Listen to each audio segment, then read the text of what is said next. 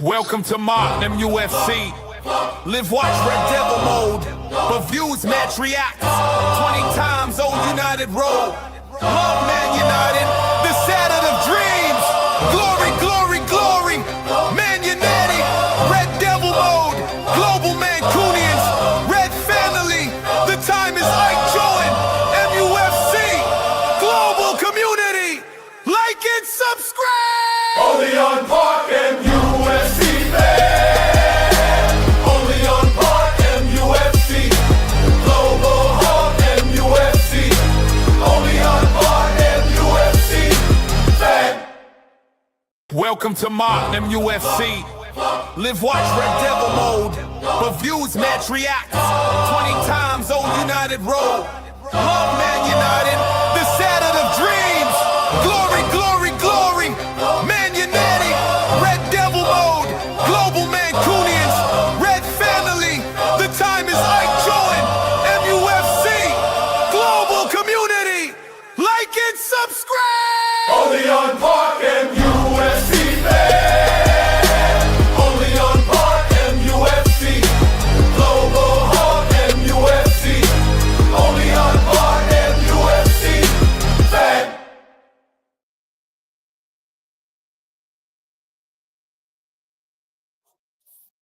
Yo, big up to everyone in the chat.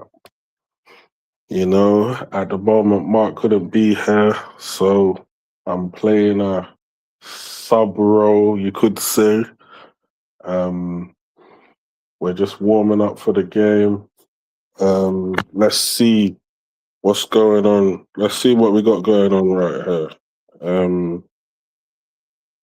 Let me get the team news up. Right. So, obviously, last game of the season, Man United is away to Brighton. Team news has followed. Lamens in goal. Mazraoui at right back. Harry Maguire as a right centre back. Martinez at left centre back. Luke Shaw, Kobe Mainu, Mason Mount in the pivot. To be honest, guys, I didn't really want to see that again because of how it went the last time. We had no control of the game. I think it was against Sunderland where we played that system. It didn't quite work out for us. And Mohamed Diallo as a right winger, Bruno in the 10, Dorgu on the left, and Brian Mbumo up top. So, guys, let me know what you think about that, because I'm not too sure about this team. The win, we'll probably struggle to get the win, I can't lie, on the basis of, like, you know, I don't really think this team is that balanced. I'm just trying to get I'm just going to quickly try to get something up so I can see the chats properly. Hold on a second.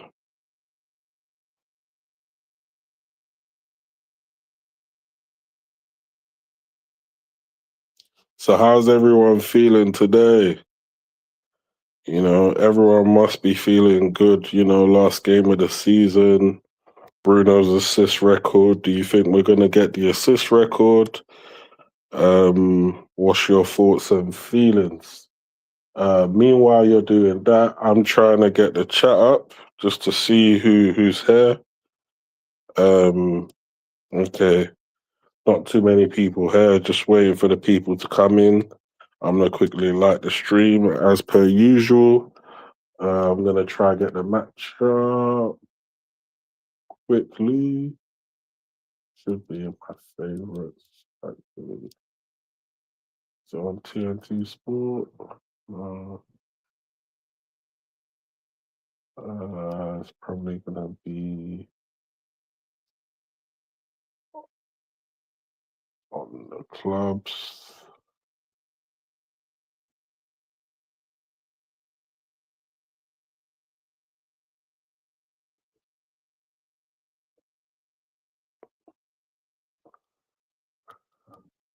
Let me go to games by clubs.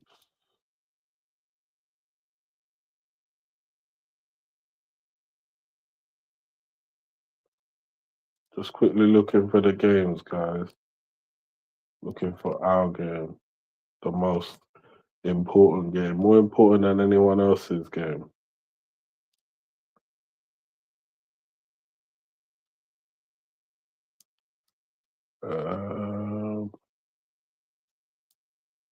Should be on this channel then. The event hasn't started yet. Okay, it'll definitely be on this channel.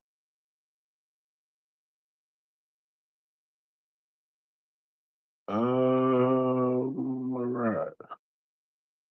What is this? This is a replay channel. Nope.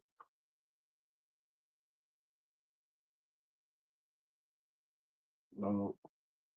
Okay, it'll definitely be on. I don't know why this wasn't in my favorites, but yeah, we're just waiting for the match to come on now. Yeah, big up to everyone coming in. Big up to everyone coming in. Big up to Luan. Yeah, we're just waiting for the game to come on. Bear with me, guys, because I got a delivery coming through as well. So, you know, I gotta make sure I eat something while the game's going on. You know, little popcorn and whatnot, because it's gonna be a movie. So, what's your scoreline prediction, Lewin? What's your scoreline prediction? Mark is stuck on a train. He didn't calculate his whereabouts well. Big up to Compost Smurf in the chat. You know, have no fear, Ballytech is here, you know. I'm going to carry the show up until Mark comes back, and hopefully we can see a nice little game where Manchester United is glorious. We was having a little chat in the group earlier where people was asking, would you prefer a 5-2 loss, knowing that Bruno secures the assist record, or a 1-0 win and he doesn't get the assist record? Now, I said I prefer a 1-0 win because I never want to predict. Well, not about predictions, but I never want my team to lose at the expense of an assist record. I know if we get the 3 points, it doesn't actually really mean anything, but I don't really want to see the team lose before a ball is kicked anyway. So I don't want to set myself up to put myself in a situation where I'm happy that my team lost. Yeah. So I'm here and I want my team to win regardless. I'm in that sort of camp.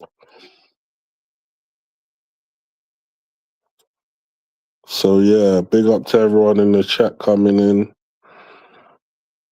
We're looking for the victory.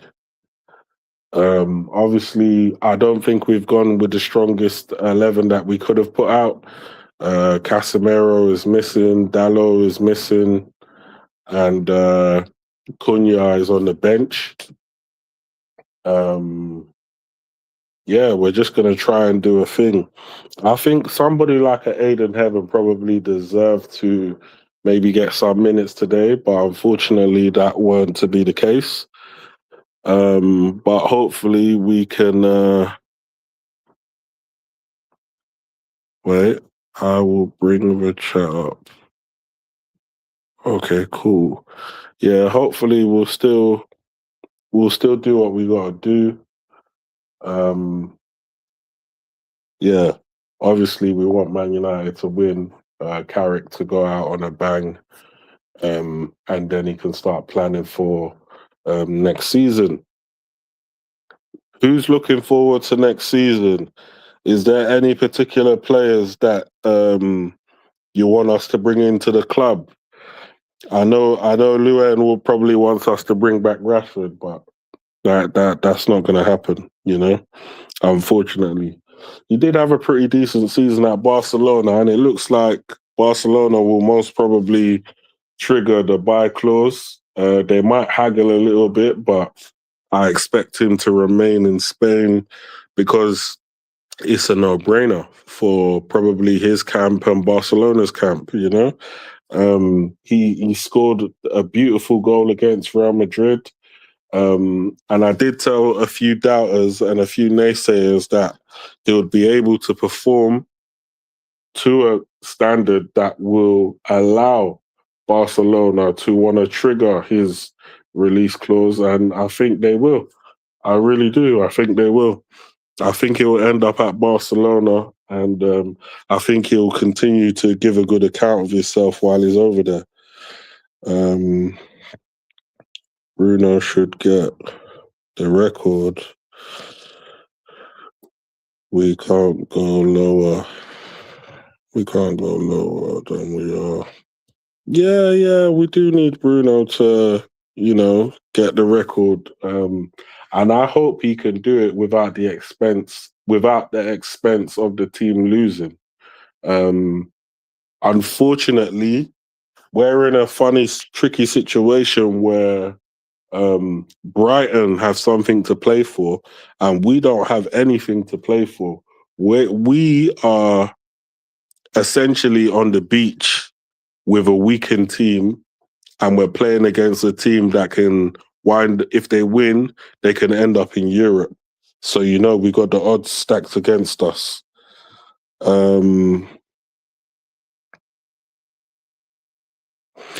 She wants Rashi to be happy. Yeah. I want him to be happy as well, because at the end of the day, he came through the academy. He's a Manc through and through. He's a Red through and through. And, sometimes in life, things happen. They don't work out. You might break up with your partner or whatever the case may be. But, sometimes you have to find pastures new, and maybe, just maybe, if you leave country, you might find that the grass might be greener on the other side. It doesn't necessarily mean that your ex was the worst thing in the world. It just means that sometimes in life you have to move on, and So I hope he's happy where he's at, and I hope that going forward we're gonna get good replacements for all the positions that we're losing, and we can be a stronger team that can challenge for the title,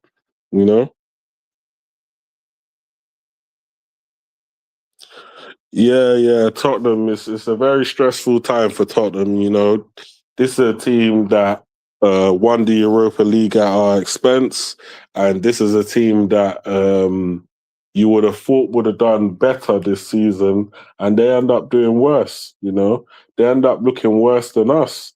So I don't really think they have too many excuses for the positions that they find themselves in.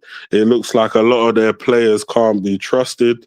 And if I was going to actually trust to buy some players from some struggling teams, I'd rather go with a team that was able to try and fight to the death rather than a team where a lot of the players are trying to say that they're injured in order to not fight for the relegation scrap. So no, on paper, yes, Tottenham is a far better team than West Ham, but I feel like some of their players are very snaky over there.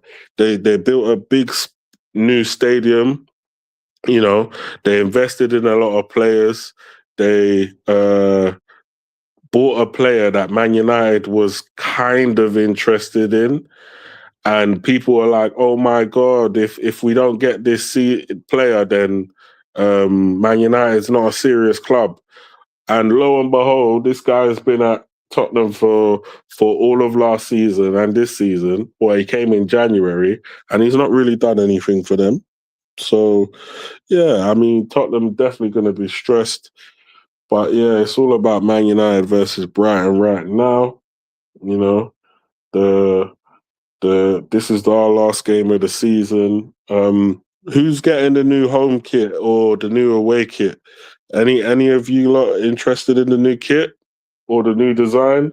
I think the new kit is decent. For me, I'll probably just get a kit anyway, just Obviously, I'm a fan. You get the strip, just something to wear or to give you to your partner to wear when you're not in. You know, it's nice. It's nice. Or to give to a loved one to encourage them to join the Manchester United cult as you do. Oh, you can't afford it. Don't worry, man. You know, we've got some people in around that can assist with these types of things. Um, what kit do you want? Which one do you want? Home kit or away kit? You know, because Man United is a family. You know, we can all be of assistance. You just have to make sure that you come. You just have to make sure that you're coming to the game if we're doing a group setting, if you can. Yeah, because I'm looking forward to the next time I go to Old Trafford and I go to watch a game. Hopefully by then we're playing some champagne football. Because of late I've not really enjoyed the football apart from like the last game. Prior to that, I didn't really enjoy the football. I enjoyed like the Man City game. I enjoyed the Arsenal game, but after that, it's like I just felt like we played a lot of struggle football, and I felt like the last game that we played, it kind of brought back the Manchester United ways, you know, the ways that I'm used to, creating a lot of chances, making it difficult for the opposition. I think the only thing that criticism that I'll probably put on that result was that we conceded 2 goals.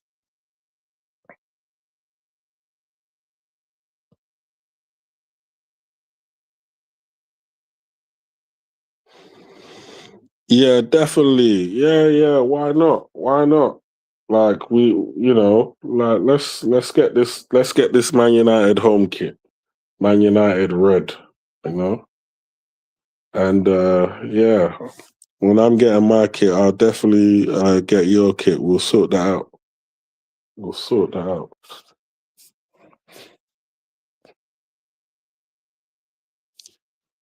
But yeah, big up to everybody in the chat. You know, it's just a nice little hot day. It's hot where I'm at. I don't know what the weather's like in everyone else's area, but we're trying a thing still. We're trying a thing. It's Man United, versus Brighton. Brighton, they look like their foot. The support is fully out for this team today, and Brighton is, they look like they want the win today. So we have to put a stop to those plans. We have to put a stop to those plans. Bear in mind with me, people, because at some point, I'm gonna get a delivery. I'm just waiting for that to come. But for now, it will take 2 seconds for the handover.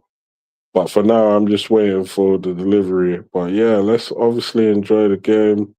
Who do you think are gonna be the scorers today, guys? Who do you think are gonna be the scorers? Now, I'm thinking we'll probably get a goal from Ahmad because we're due a goal from Ahmad. We're probably due a goal from Mbumo because he missed like 3 or 4 chances last week. We're probably due a goal from Xerxes. We're probably due a goal from um, Mount. So I'm not saying all these people are going to score, but I think one of them will. We're probably due a goal from Dogu as well. So we got a few people that should probably get on the score sheet at some point. We'll probably sort this out. Do you know what's interesting? Like the obviously Michael Carrick's gone with a rotated side, but we don't see who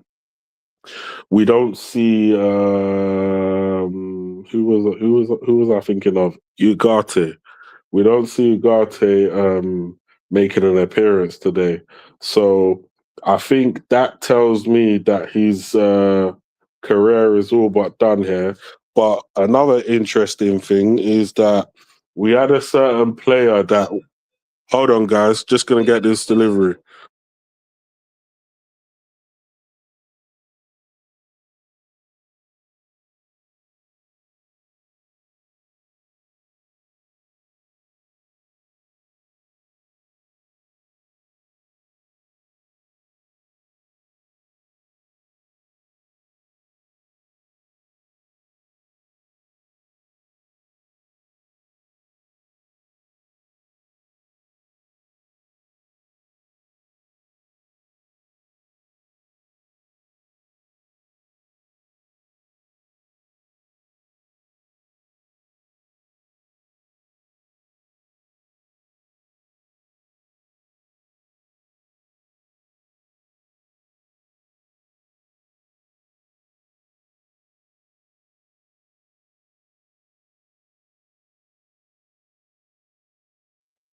Hello, yeah, I'm back. What was I saying? Yeah, I was saying there was a player that we were scouting last season that we was looking for, and he's not in the lineup, and I don't think he's on the bench. So it's a very interesting situation in regards to him. Maybe we're low key trying to plant some seeds. Maybe they feel like they can't trust him because it's against the team that he wants to go to. I don't know. But it's just an interesting situation to see that he is not in this lineup.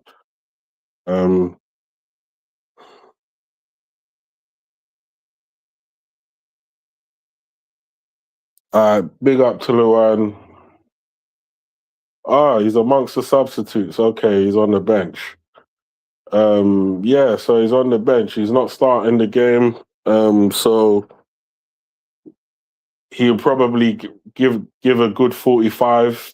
We can call it the audition if he does get on the field today, and we'll see what he's capable of. Funny enough, when I looked in the place where I saw the starting lineup before, I actually didn't see his name. So I'm a bit surprised. Let me look at the lineups again,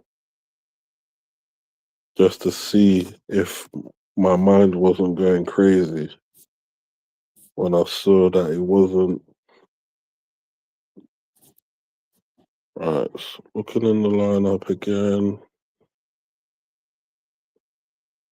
Okay, that's probably why I didn't catch it, because they put the long version of his name in the thing. That's probably why I didn't think he was amongst the bench.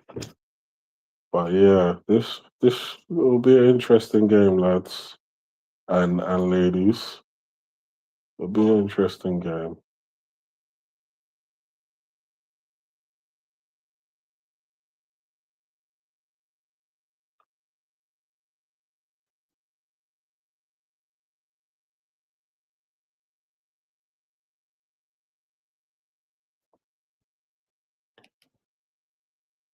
Yes. We're up against the infamous Danny Welbeck. You see the problem with this kid, yeah? I always liked him when he played for us. The issue is this guy knows how to find the back of the net when he plays against us. He always does. He's like, have you ever seen a former player that, left you and then is always like the thorn in your side? Yeah, Danny Welbeck, Cristiano Ronaldo, maybe to a certain extent, what was that Argentinian guy's name again? Di Maria? Maybe not in the same way as the other two, but Di Maria was definitely a thorn in my side when he left. There was another player, Joshua King. He was always a thorn in our side when he played against us. There's been a few players. I don't know if anyone can remember any other people, but there's always been players that were like thorn in our side as soon as they leave. Anytime they play against us, they want to score goals. They just turn into prime Maradona and start scoring.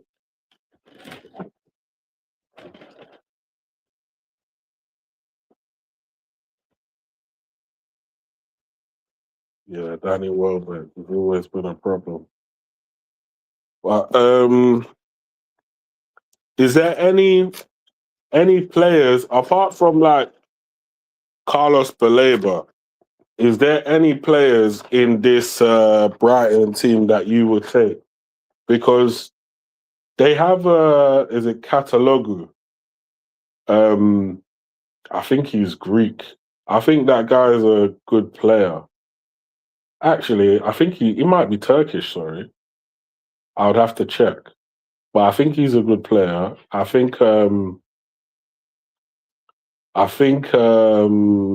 else is a good player there? There's Minter. Minter, I think, is a good player. I think Pascal Gross is a good player, and I think Van Hecker at the back. I think he's a very good player. I think he's a very, very good player. So yeah, I mean, nowadays, yeah, in this Premier League era, I think one thing I'll say about the players is they're way better than like the distribution of players in teams in terms of like good players. There's a lot more good players in other teams than there used to be. Whereas Manchester United, as an example, they was like an overpowered team because we had a team full of good players. Whereas another team, they might have like maybe three good players, maybe two, maybe I wouldn't take anyone in that team. But yeah, nowadays, a lot of these teams have a lot of good players.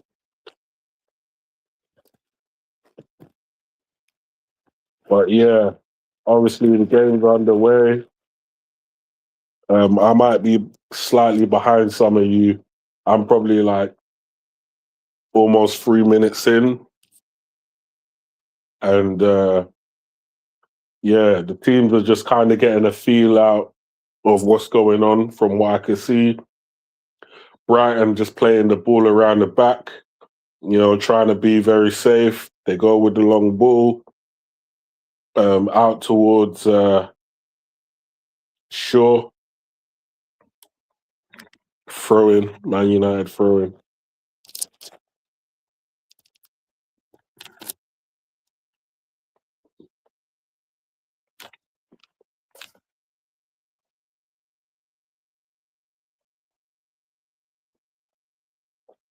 Beautiful touch from Ahmad. Right now, I'm eating a salmon burger, guys. So if you're wondering why I'm sounding like that, I got food in my mouth as well.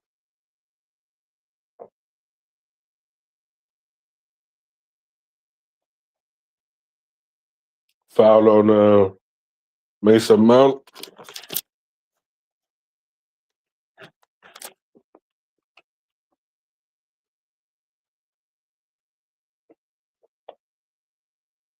Long ball played out by Maguire. Brighton throw.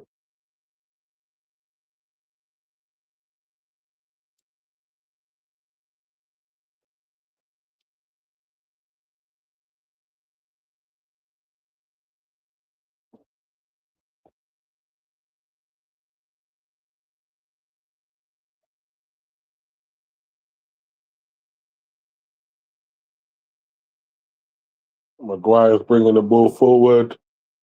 Plays it to Mazraoui. Mazraoui back to Maguire. Maguire, long ball out to the wing. Plays it towards Dorgu. Over Dorgu's head. Dorgu takes it out of play. Brighton goal kick.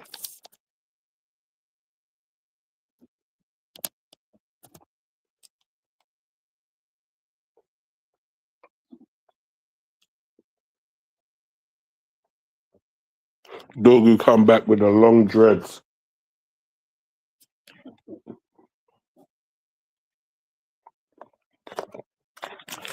I think this style kind of suits him a bit more, rather than the kind of like the rough dread look that he had before. Brighton bringing the ball out from the back, plays it into midfield, long diagonal out to the wing. Man United throwing.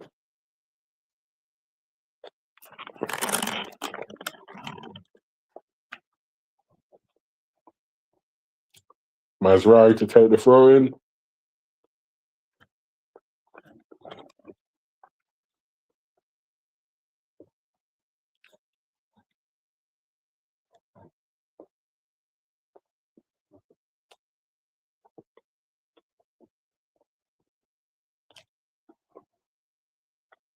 Well played, lads. We're keeping the ball whilst being under pressure. Brighton throwing.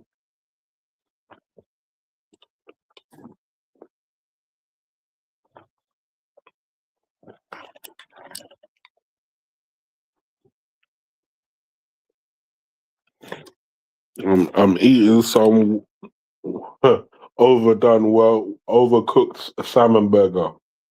I was wondering why the salmon tastes so hard.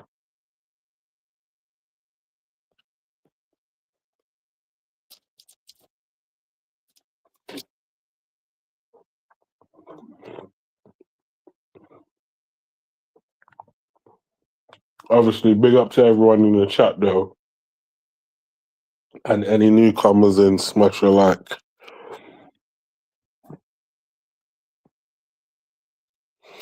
Yeah, we got 5 people watching, so hopefully we get 5 likes.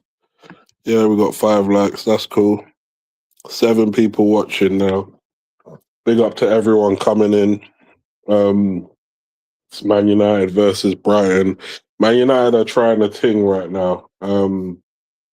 Obviously, we haven't really got anything to play for apart from Bruno's assist record and obviously the 3 points. But Brighton, this is going to mean a lot to them because they can get Europe. That's a foul, referee. That's a foul on Kobe Mainoo. They're trying to foul our players, you know. We got players going to the World Cup, you know. Does anyone think that Ahmad is a certified starter for England at the World Cup, considering the other players that are going to challenge him for the role? Because I have a feeling that he's going to be a certified starter when he goes to play for England. You never know. I'm thinking he's going to start alongside Elliot Anderson. And maybe, just maybe, Elliot Anderson might come to United. Now, a man can hope and dream. A man can hope and dream. Fingers crossed for that dream, because I kind of feel like that dream is definitely going to improve us as a team going forward.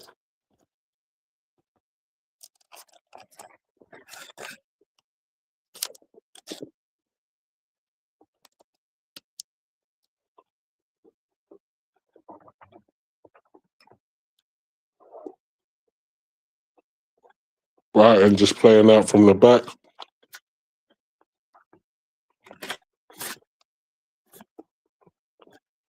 Slowing the game down a bit.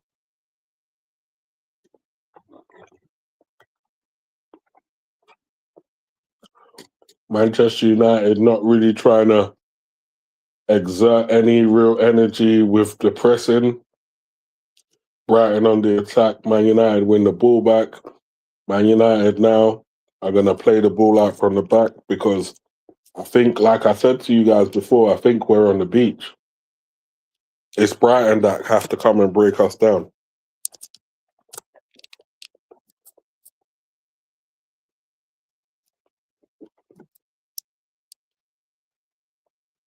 So Man United right now They're sitting in a compact shape, and they're saying to Brighton, "Come break us down." So Brighton are on the ball, and they're looking for how to create something.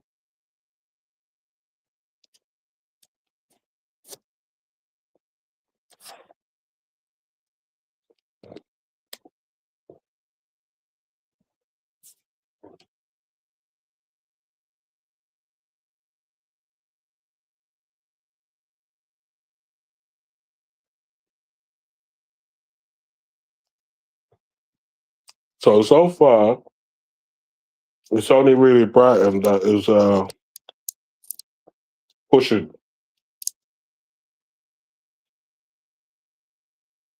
Brighton are pushing and trying to thing, and Man United we're just kind of we're set up well defensively, and we're just doing our thing.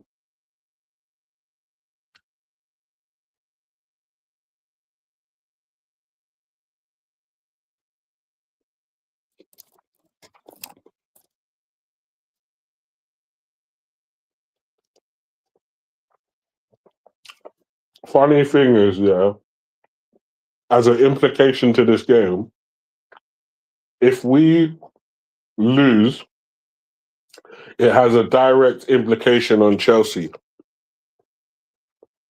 because that means Chelsea, I think, might have to play Conference League.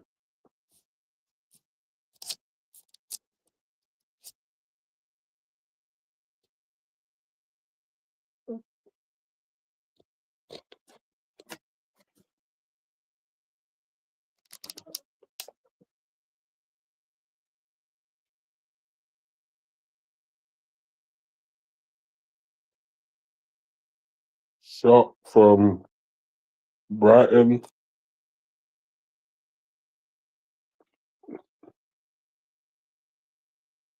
It went wide over the bar. It was a poor effort on the volley, on the half volley.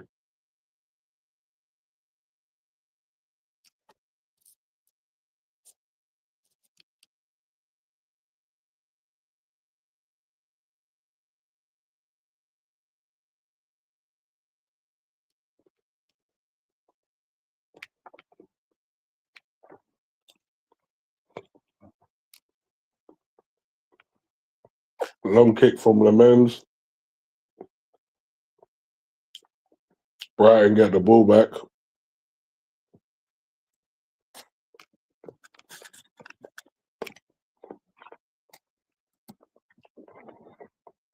So for the first 12 or so minutes, Brighton are on top.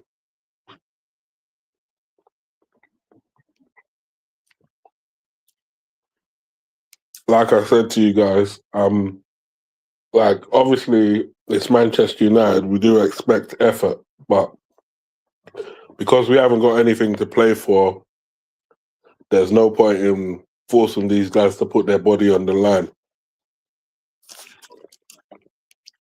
But I do think at some point they're going to wake up because Bruno just needs one assist, guys.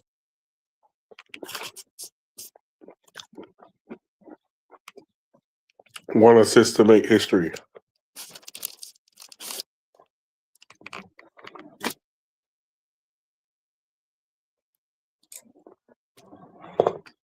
Come on, United.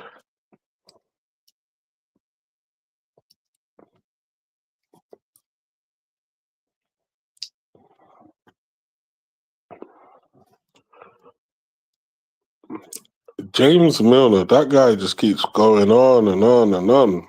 I'm actually surprised that he's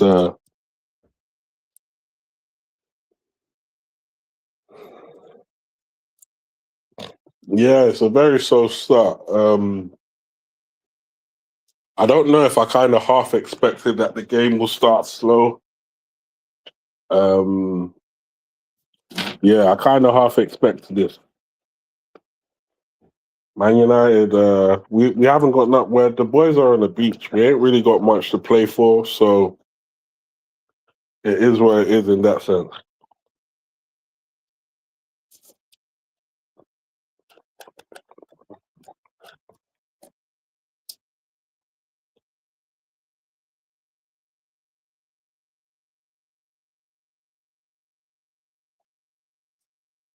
Okay, Ahmad, what are you gonna do? He plays the ball back to Mazraoui. Mazraoui to Mainu. Mainu to our number 7, Mount.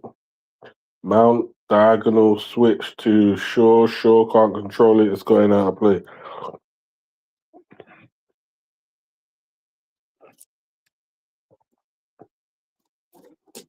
Brighton goal kick.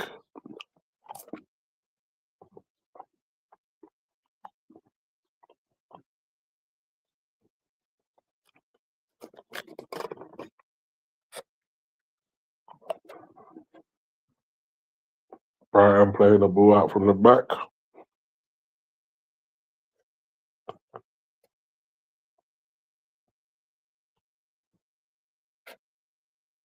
Man United give the ball away.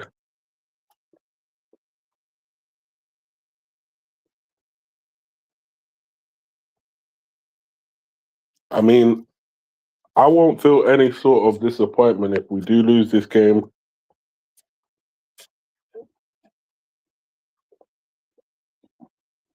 Just on the basis of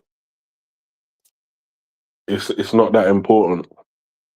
But obviously, I'm a fan. I don't want us to go out there and lose. I still wanna see victories.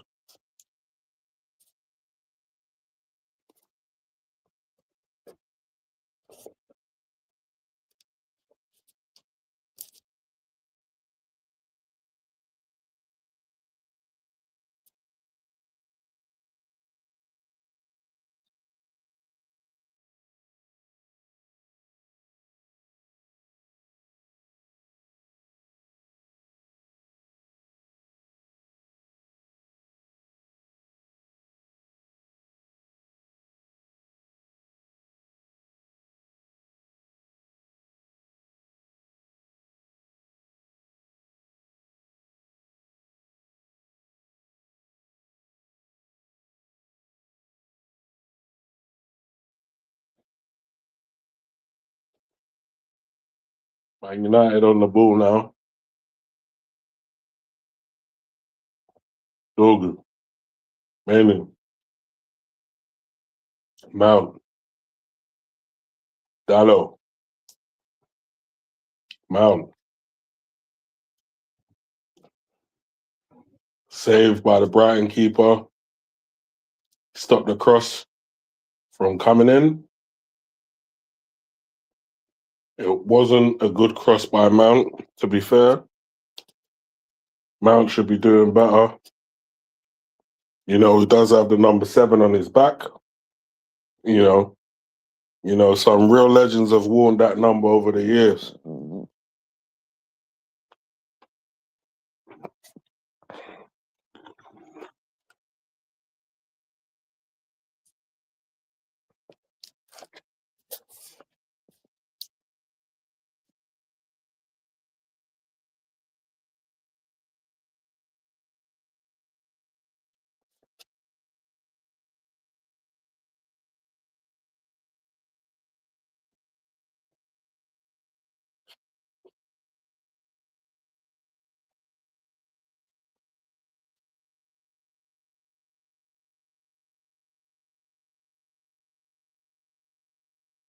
Brighton on the ball. It's a common theme in this first 18 or so minutes. Brighton just sort of playing the ball out from the back, essentially controlling the game. Man United kind of yet to get a proper foothold in this game or to have any chances that I can actually remember. To be fair, I don't think they've threatened our keeper that much either, but we know who's kind of pushing. Okay, ball out to Dogu. Dogu plays the ball back towards Maguire. Mainu on the ball out to Mazraoui. Mazraoui comes in midfield to Bruno. Bruno to Maguire. Martinez. Martinez to Shaw. Shaw back to Martinez. Martinez goes all the way back to Lemens. Lemens left-footed long ball out to Dorgu. Brighton on the ball now. Brighton win it back. Brighton setting up a dangerous attack down the left. Long range strike. Just past the post. That was a dangerous little sighter there.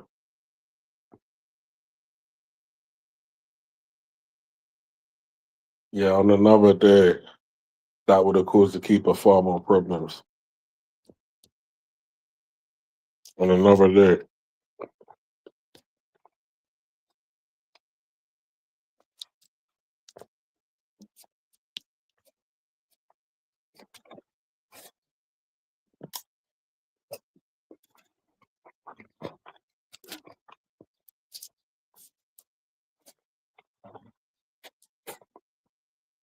Come on, United. Brighton on the ball.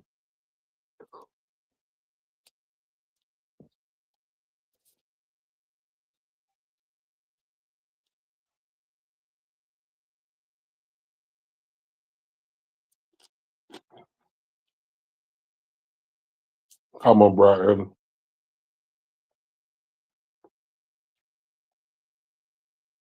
Come on, Brighton. Hurry up and give us the ball. So we can get this assist record out of the way.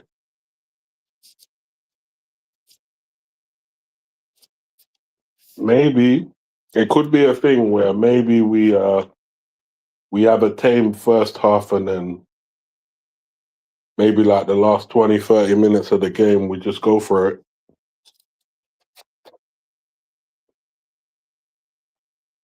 But to me, it seems like Brighton are pushing for it a bit more, but they're not trying to exert themselves. And Man United are being a bit more passive and not trying to exert themselves. So the only thing that this tells me is that Brighton will still have some more gas in the tank come the second half. Foul on Dorgu.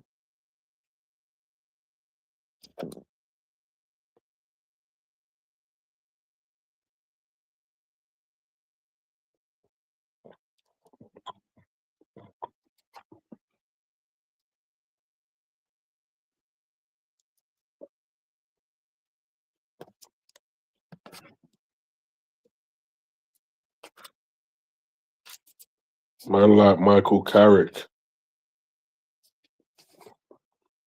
Manchester United's gaffer for the next 2 seasons plus 1.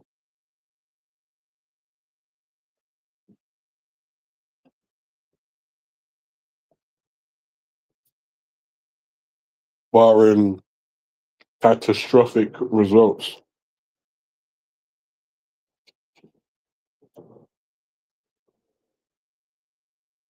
But yeah, he should do good. I mean, I hope so. I hope he does good because you want to see how it is in London right about now. Everywhere you go, Arsenal shirts everywhere. It's like all the closet Arsenal fans have come out to play now.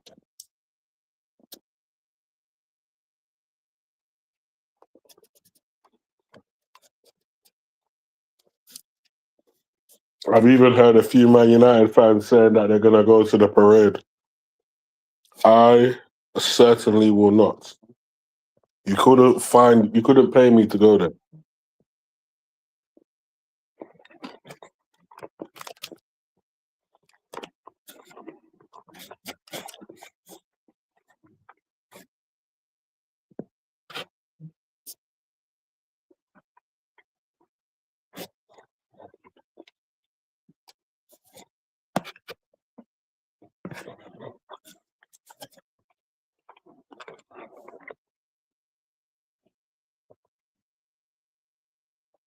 Finally, United on the attack. Mainu out to Maguire. Maguire puts his foot on the ball, back to Martinez. Martinez out to Shaw.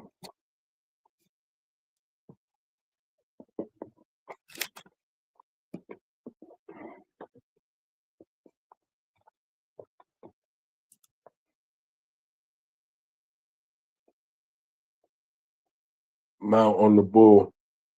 Passes to Mbumo. Mbumo to Ahmad. Back to Mount. Mount back to Maguire. Maguire to Martinez. Martinez to Dorgu.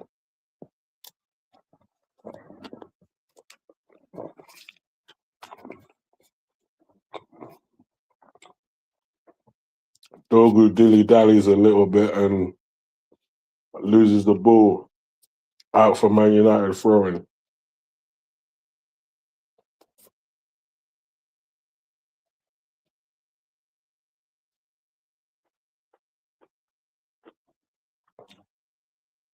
Oh, what's happening now? What's this, a water break or what?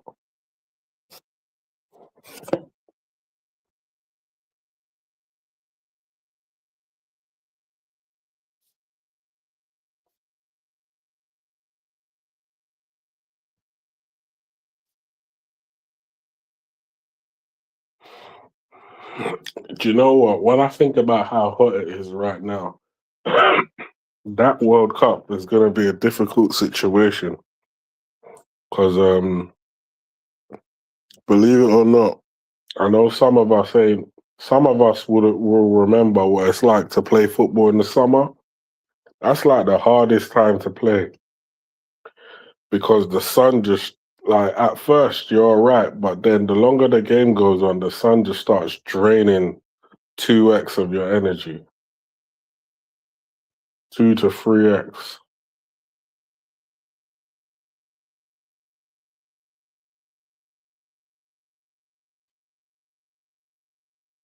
Clearance from Brighton as Man United try and apply some little pressure. Mainu wins the ball back. Plays it back to Martinez. Martinez out to Shaw. Shaw to Dorgu. Dorgu into midfield. Man United. Yeah, appears like we lost the ball.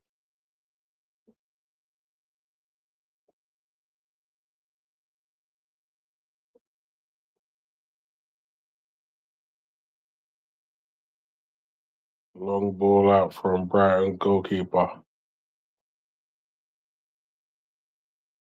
Okay. I'm not gonna lie. Dorgu seems a bit rusty. He seems a bit rusty at the moment. But obviously, that's only due to lack of game time and injuries. Brighton come away with the ball. Not so much of a bad crossing from Brighton. None of their attackers could get on the end of that. So to a certain extent, Man United probably breathe a sigh of relief.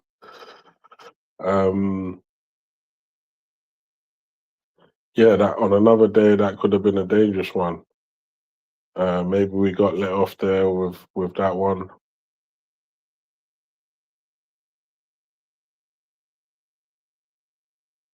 Pressure mounting up from Brighton on the attack again. Deep crossing, headed out by Mazraoui. Ahmad onto the ball now. Ahmad coming away. Man United going on the counter attack. Bruno back out to Ahmad, but I think the ball was a bit overhit. Ahmad, there was no way he was going to get to that. Shaw's gone down in a heap.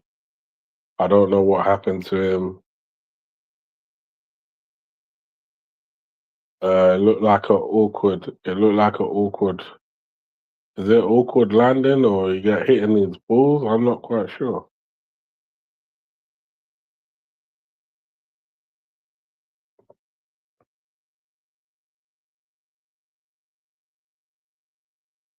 Okay, sure. We'll live to fight another day, lads. Yeah, big up to everyone in the chat. Alien Tenno talking about £100 bet. Alien Tenno, big up to you. If you can post me, the thing where it said that I accept £100 bet for you and for the Jokeres scoring 100 goals in the Premier League, then I'll happily pay you. I'm not a man that runs away from my debts if I've incurred them, and I'm not saying you're a liar because I feel like the Bally that was talking the beginning of this season in the summer is a different Bally to the one that you hear speaking now. So, like I say, I'm not quite sure if I made that bet or not. But if somehow you can send that clip where I made the bet or make it be known where I said that and agreed to it, then I'll happily pay you, mate. No problem. I'll even make it £200 if you can find the clip where I accepted the bet. How about that? I'll even make it £200, mate.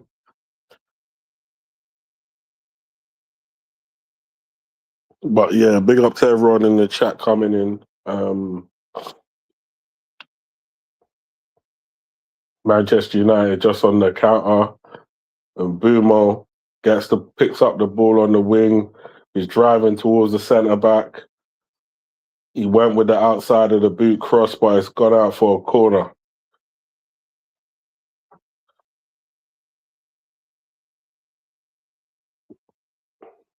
Oh, that was a pretty decent ball.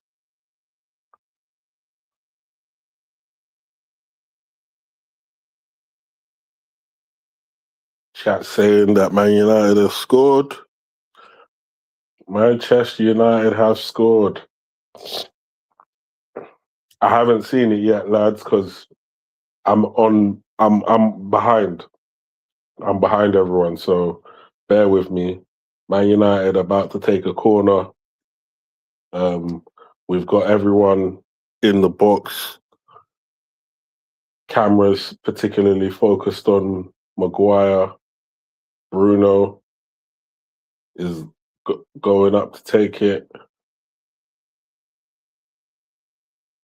Cross into the box. Go! Who's that, Dogu?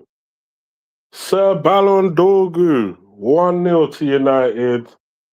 Bruno breaks the assist record. All the Manchester United players run to Bruno. Everyone's celebrating with Bruno. He's broken the assist. History in the making.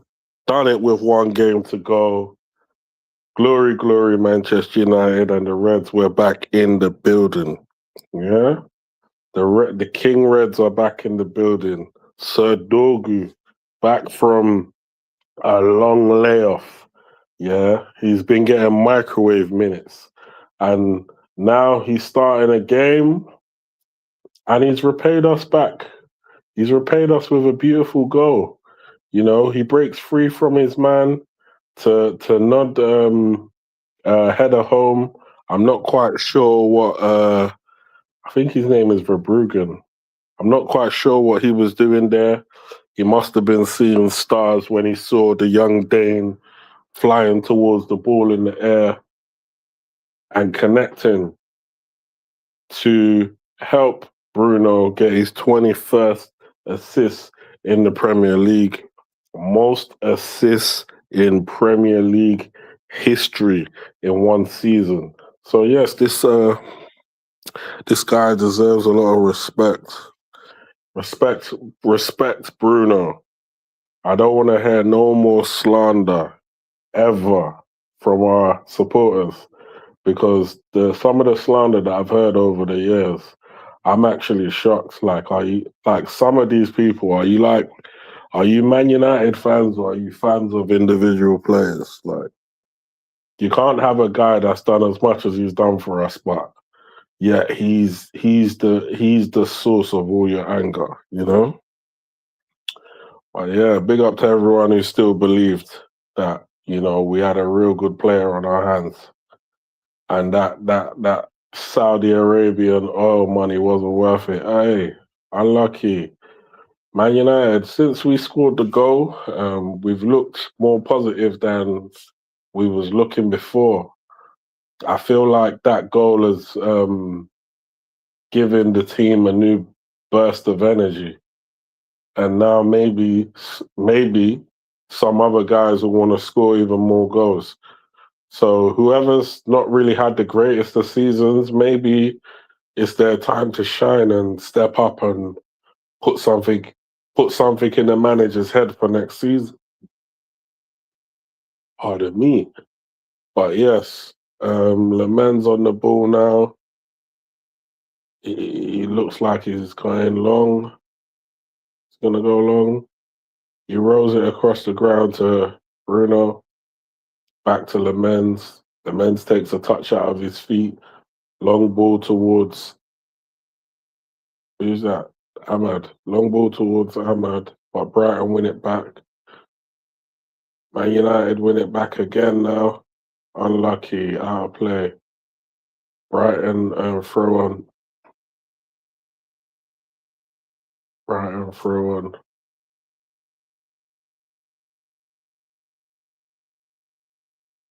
It's crazy how some of these managers are getting younger and younger. We're now seeing managers who don't know nothing about grey hairs. That's crazy. That's not what I was used to growing up. All the managers were super old school. Been around, done that, seen it all, got all the t-shirts type of managers. Now you got managers that are far from having any sort of grandkids.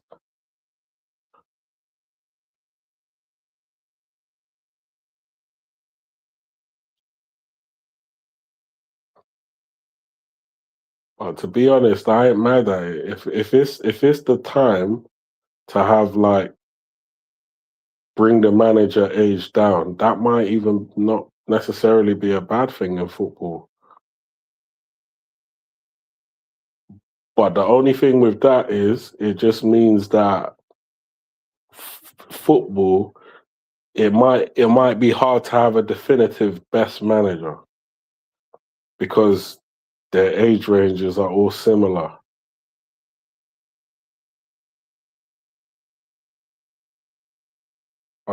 Beautiful. Obviously, a slight error from the keeper.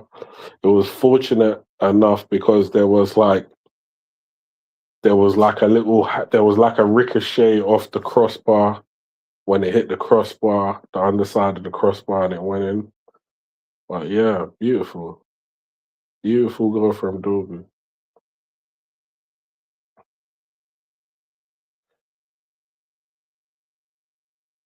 Manchester United doing a little heat ball around Brighton's area. Unlucky, unlucky. Mainly drove into the box and he cut it back to the keeper. Unfortunate.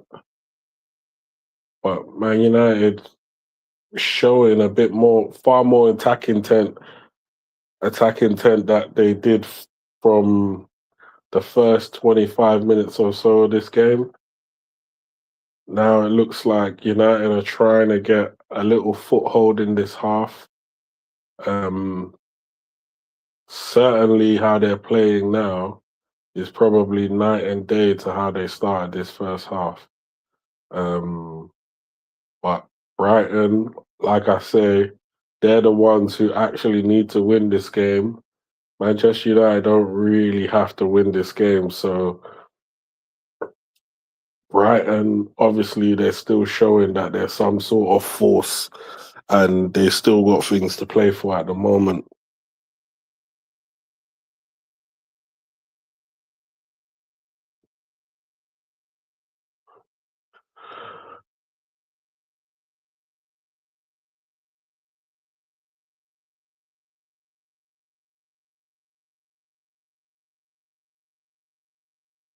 Unlucky. Brighton. Throw on to Brighton. Shaw puts the ball out of play.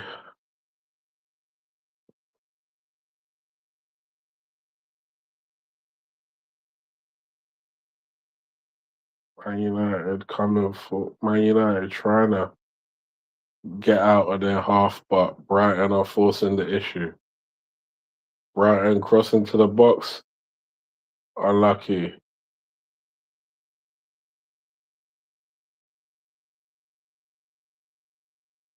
Well, one back by Bruno. 1-2 with Ahmad and Bruno. Ahmad cuts it back to Bruno. Bruno just dillies on the ball a little bit. Out to Ahmad. Back to Bruno. Bruno looks up. Plays it to Ahmad. Back to Bruno. Back to Maguire. Back to Mainu. Back to Martinez. Martinez to Mainu.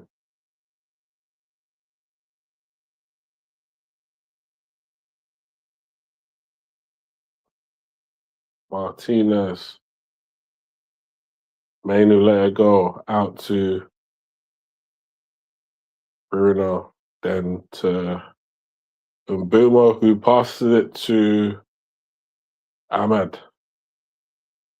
Low crossing, out for a throw-in. Manchester United forcing the issue now. Manchester United with showing some, I'm kind of on the beach, not really on the beach mentality right now. We're trying to push a little bit.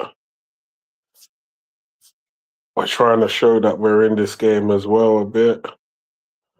No problem with that. At least whatever happens from here, Man United fans can rest assured that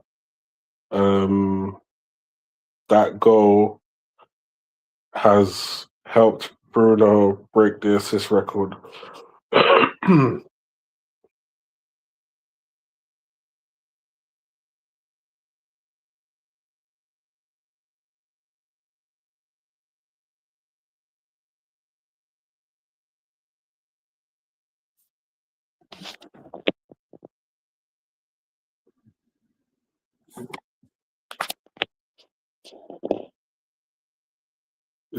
Is it 2-0 or am I seeing stuff? It's 2-0.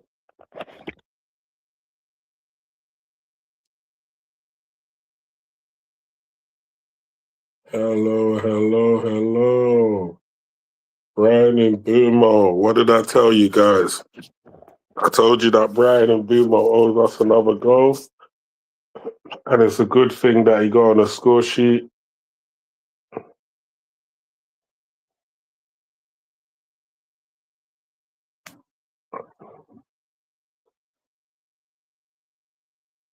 It's a sad thing for Brighton because Brighton needed this game to help them in Europe.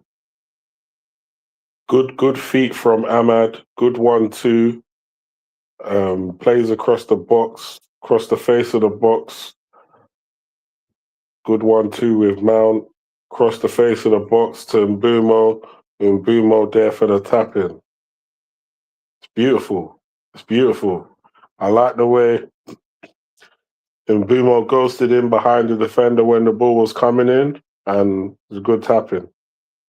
Good piece of play from Manchester United. Good, lovely fashioned goal. This is not what I expected from guys that are supposed to be on the beach, but it seems like Brighton are on the beach as well.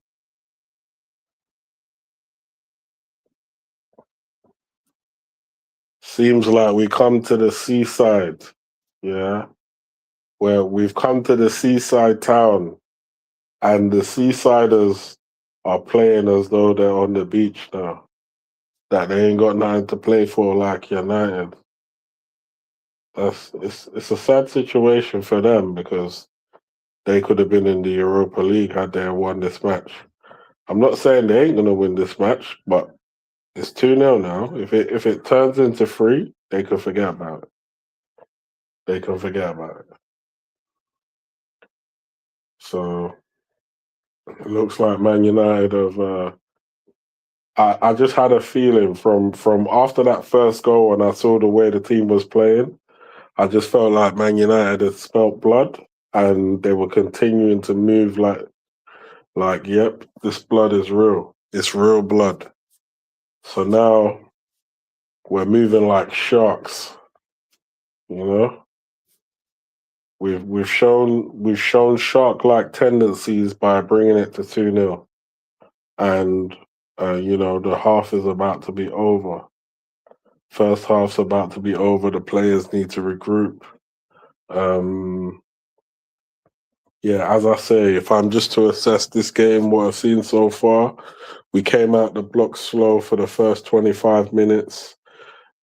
And then coming towards the 30th minute, Man United started to push a little bit. Our pushing ended up with us, with Brighton conceding a corner.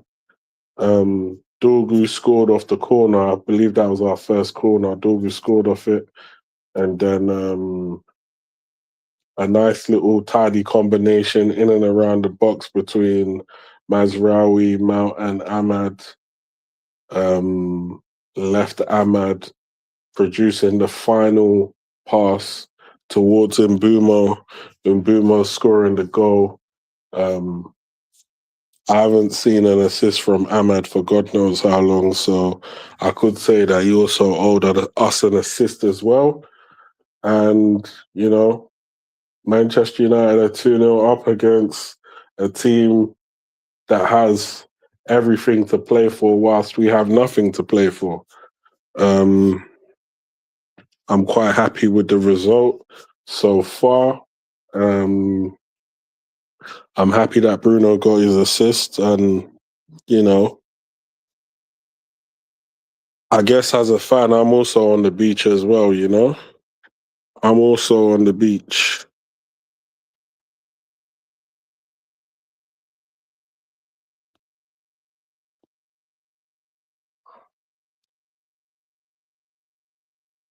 So yeah. Anyone who thinks who's gonna win the World Cup? Anyone got any views on who's gonna win the World Cup? Anyone got any views on the World Cup? Who do we think is gonna win? Who are gonna be the players of the tournament? Of the World Cup? Because there's one player that I've been impressed with all year. I think he won the Player of the Season at his club. He is French. His name is Michael Olise. For me, he's like Ballon d'Or contention for me this season. And I won't be surprised if he's at least within the top 3 or top 4 players looking at that Ballon d'Or list come next season.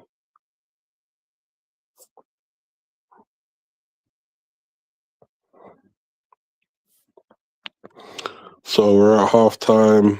Ray Carl Brown coming in. Ray Carl's thinking France. I'm thinking France as well, brother. I can't lie to you. Obviously, Michael Olise, I'm thinking France. I'm thinking the strength and depth in their team. Dembele, Mbappe. Like their team is crazy. Their team is crazy. They got a lot of good players there, and when I think of the French team, I always think about the players that didn't make the squad. That's how strong their squad is. I always think about the players that didn't make the squad, and I think the players that didn't make that squad would walk into other teams. That's how funny. That's how funny it is.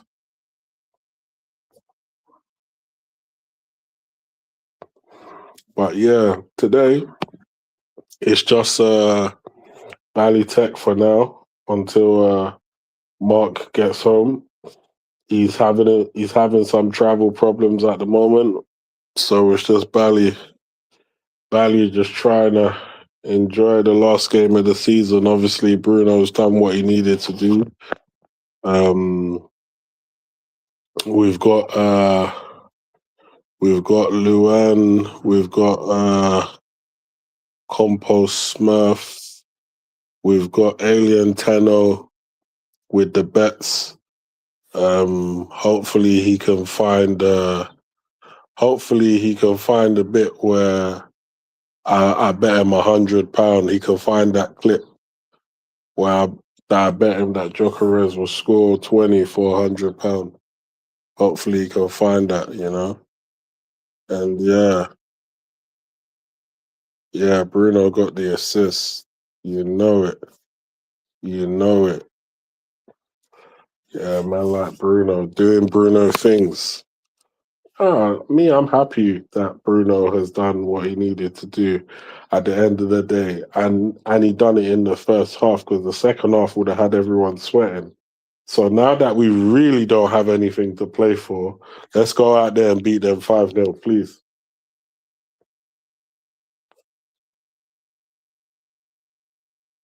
To get a goal from Mason Mount, I kind of feel like Mason Mount owes us a goal. Before the start of the game, I said that I think the likes of Dorgu and Bumo, Ahmad, they owe us GA. They owe us GA, Xerxes. He owes us GA. Do you know what I mean? So I'm happy for Dorgu to have got on the score sheet today. I'm happy for Bruno to have got on the assist chart. I'm happy for Mbumo and Ahmad to get some GA today, because they owe us GA. Honestly, they do. They owe us GA. And I want them to come into the second half like they played in the first half and act like you owe us GA, because we need a stronger Ahmad and Mbumo. Obviously, I don't know about Mount. I think his days might be numbered at the club, just due to the continuation of his injuries, and he's had many of those. So I'm assuming that Mr. Mason Mount is done. Money Mason Mount is done.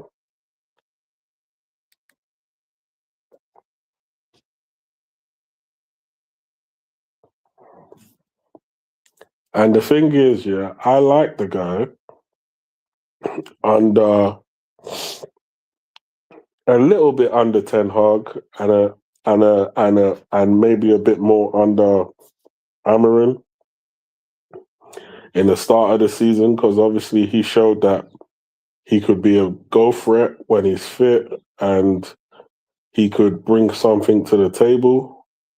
But I think what he does bring to the table is a lot of injuries. He brings a lot of treatment. He brings a lot of high medical bills, and I think that is giving us issues. Yeah, they're giving us GA 100%. And in Bumo, yeah, for the last 2 games, yeah, he's had to give us GA because he was like one of our most expensive players in the summer, if not the most expensive. And even though I don't judge him solely off of his GA, I feel like he needed to bring a little bit more to the table in order to appease us during his time of inadequate form. His form has been below the levels that we expect, and I'm glad he's been able to rectify that today with a goal in a game with limited pressure. Because I don't think we was under any real pressure to go out there and win this game. I don't even know how Michael Carrick was able to motivate the players in a game where there's no jeopardy to this game. So I'm happy that we're able to be 2-0 up, making it look easy at the moment. And yeah, big up to everyone in the chat though. Manchester United, glory situation right now. Let me see the likes. Got 9 likes in the building. Happy days. For all of those who's wondering when Mark Hen's coming, I'm not quite sure when he's coming. All I know is he asked if I would step in and help him out to run the stream. So obviously, I know sometimes when you jump onto someone else's channel and that person's not there, people are like, "Oh, well, I'm not sure if I can watch." But obviously, you lot have been out here a long time, and obviously, you know that Ballytech, you should have no fear when Ballytech is here, because Ballytech brings something to the game that's so rare. You know what I mean? So obviously, I'm here. I'm giving you my fan opinion, whilst being under pressure to eat my takeaway. I had a couple of burgers, yeah, 1 salmon one and 1 beef one, and then I had some chips, some loaded fries, and now I'm in a food coma. I don't feel like doing nothing at all. I can't lie to you. Yeah, it's the last game of the season, and I'm stuck sitting in the same position. It's the last game of the season. Whoa, I don't know how that happened. But yeah, I'm just stuck in a food coma right about now. Big up to everyone in the chat. What's this? Yes, in the second half. It's dips, but happy. Yeah. Yeah, of course. Man, like Ray with the laughing emojis. Yeah, man. We just gotta do what we're doing at the end of the day. As a team, you know, I know a few people asked me would they mind if Manchester United lost dramatically, but Bruno got the assist.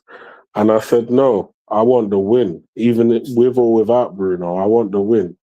Like, I know, yes, everyone wants Bruno to make history, but I wouldn't put Bruno making history at the expense of Man United, because I'm a Man United fan. I'm not as much as I like Bruno and I like what he brings to the team, I'm not a Bruno fan. I'm not a Lamens fan. I'm not a Lenny Euro fan. I'm a Man United fan first, then individual players kind of lost, just because.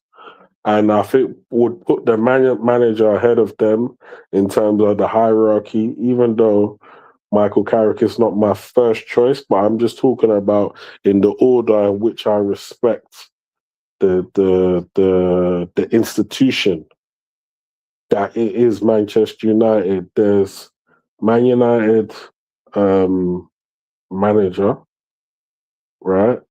Then there's Man United players, yeah. Then at the bottom of that is individuals, yeah. I don't put individuals above the club, because that's how you get people who really, really like players above the club to the point where they're happy that the club is losing or not playing well just so their favorite player can shine. And I'm not really about that life. I'm more about Manchester United is a team that wins in style. I grew up in a Sir Alex Ferguson era where no player was above the team and no player is above the manager. Yeah, that was one of the most important things that Fergie always said, that no player is above the manager. And throughout his whole career, he showed me that he's the guy. He would throw a player that plays well for us out of the team if this man did not listen. Yeah, that's just how he was. And I appreciated him for that because he's one of those guys who always kept it straight, who always kept it 100. You know, there's a lot of fake managers out here. There's a lot of people that don't understand that um, it's all about it's all about following the manager's instructions and doing it to the best of your ability. But nah, some of these brothers, they don't want to listen to managers and they don't listen to managers. And on top of them not listening to the managers, we're supporting them not listening to the managers. We're supporting them messing up our game plans. We're supporting some of these guys who are bringing disharmony and dysfunction to the team. And we're blaming the manager, saying it's his fault when there are some players that have a lot of power and influence in the dressing room. So fair enough. On one hand, the manager's got the responsibility of trying to keep the dressing room together. But there's all in every dressing room, there's always one or two players that should have been sold from the summer, but they slipped through the net. You know, or the board might not support that manager getting rid of that particular person, i.e., Jose Mourinho, when he wanted to get rid of Anthony Martial and the board said no. And then what happened? We ended up waiting until he was super injury prone before we got rid of him. Now, had we have gotten rid of him when we were supposed to get rid of him, his injuries would have been someone else's problem and we would have made a shitload of money from getting rid of someone who had a lot of ability. He had a lot of skill. He had good finishing. He had good pace. He could do things with the ball that a lot of players couldn't do. He had good close control. He had good dribbling in tight areas, weaving in and out of 3 or 4 different players. He had the ability to do that. It's unfortunate that his career went downhill too early. But again, Mourinho knew what he was talking about when he said that we needed to get rid of him. Obviously, we had the situation where we had Ragnick talking about the open heart surgery. Yeah, we needed to conduct open heart surgery on our team because our team were turning into specialists in failure, right? And now, fast forward to today, we're comfortably in 3rd place after finishing 15th. We're going back into the Champions League. We're going to start listening to that Champions League music. And yeah, we're gonna enjoy next season and hopefully we can have the summer of our lives where the board, you know, they gotta really go out there and spend a lot of money in order for us to challenge with the big boys, you know? Because we're gonna be playing the likes of the Bayern Munichs and the Real Madrids and the Barcelonas next season, you know? We're gonna have all Premier League, Champions League clashes against the likes of a Liverpool and Arsenal. Yeah, we're gonna have our dangerous games next year. We just gotta be prepared and available to play them with the best available squad possible. Yeah, and hopefully we can bring a few surprises. Yeah, show something to these people that they ain't never seen before. But yeah, Brighton playing the long ball. They're coming straight for us in the beginning of the second half. Yeah, dangerous long balls forward, but unfortunately for them, they've fouled Mano near on the edge of the box. Man United able to start playing out.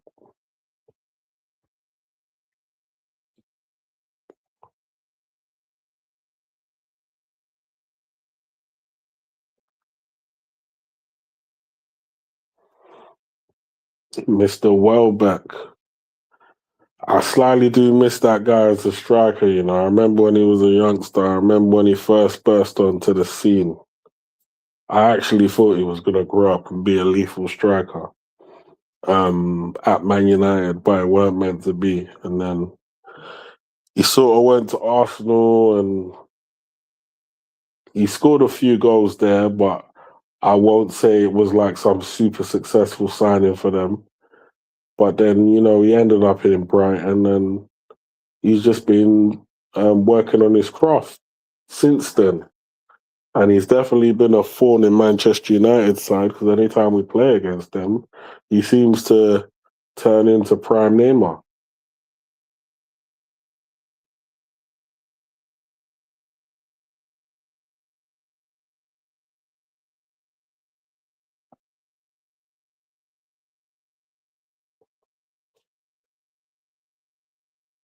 Brighton still got not Champions League.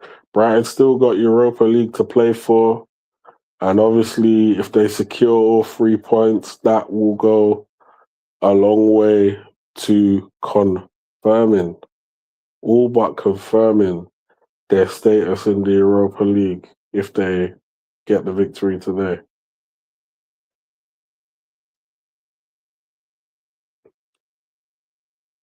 Well done, Mazraoui. Well done.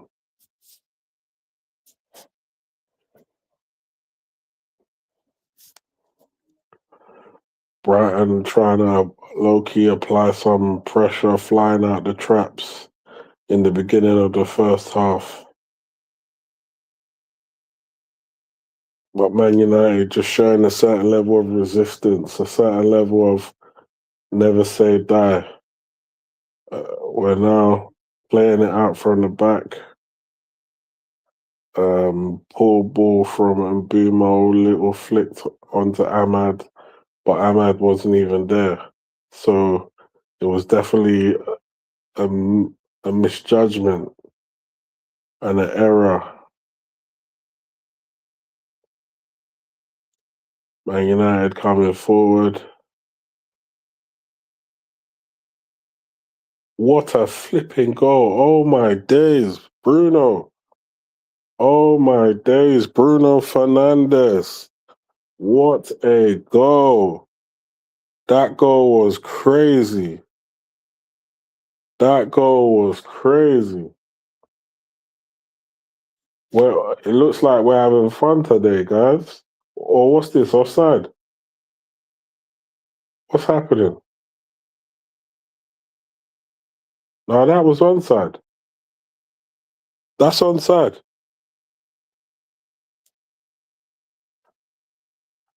That was 100% onside. So I'd like to see how this ends up. Yeah, it's 3-0. It has to be. What a reverse ball round the corner from Dorgu onto Bruno. Bruno finds the far left corner, past the Bruggen. Yeah, absolute beauty of a goal. With the late, it looked like the outside of the boot into the corner, into the far corner, past the keeper. No flipping chance. The keeper probably felt like he had no right to score that goal. And Bruno just does Bruno things, to be honest with you. Yeah, he just does Bruno things.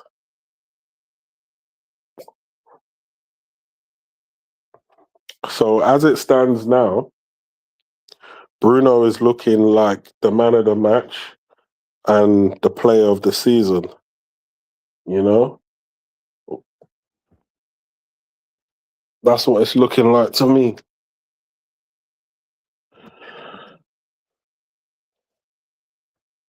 He's looking like the man of the match and the player of the season. You know? And I feel like sometimes, yeah, these types of players come into your life because certainly Bruno Fernandes came into my life, yeah, via Manchester United, the club that we all love. But you know, these types of special players, they come around every now and then. It's not like there's a lot of teams that have good players, but For them to actually do the type of stuff that Bruno's done, the type of stuff that Rooney's done, the type of stuff that Ronaldo's done, you know, the type of stuff that Giggs has done, the type of stuff that Scholes's done, the type of stuff that Vidic has done, the type of stuff that Rio has done, the type of stuff that Keane has done. When you get these type of players, Van der Sar, Schmeichel, when you get these special types of players, Van Nistelrooy, yeah, they don't just come to your club all the time, you know what I mean, and perform to the highest degree and leave a mark on the club to say this player really showed himself when they come to that club. It's not easy to do the type of stuff that Bruno Fernandes just goes and does. Yeah, it's not easy. So when I hear people calling the guy shit and this and that, to me it's like what type of grade crack are you smoking? Yeah, Man United all over Brighton, all over them. 3-0. Like I had a feeling that 3 was coming. Yeah. We're uber confident, we're uber comfortable right now. Yeah. Mazraoui on the ball, flick from Dorgu, shot from Ahmad,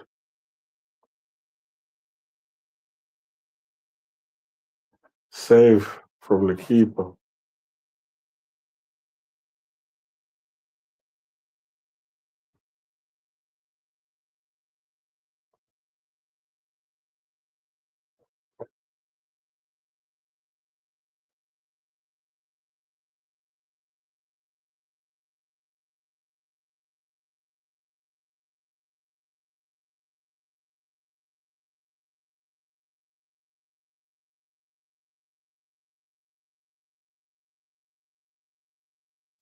Yo, Martinez on the ball now to Dorgu. Dorgu. No, to Ahmad, to Manu, sorry. Manu to Mount into Martinez. Unlucky.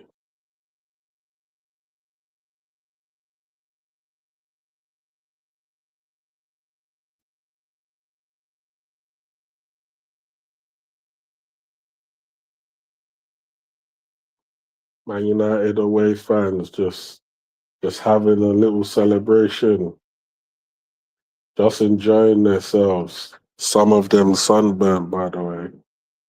Some of them already sunburnt. That's actually funny. Is it hot enough to be sunburnt? Or is that bad of me to think? Maybe certain people easily burn in these types of weather conditions. I don't know. But I'm seeing bare sunburnt man in the crowd there.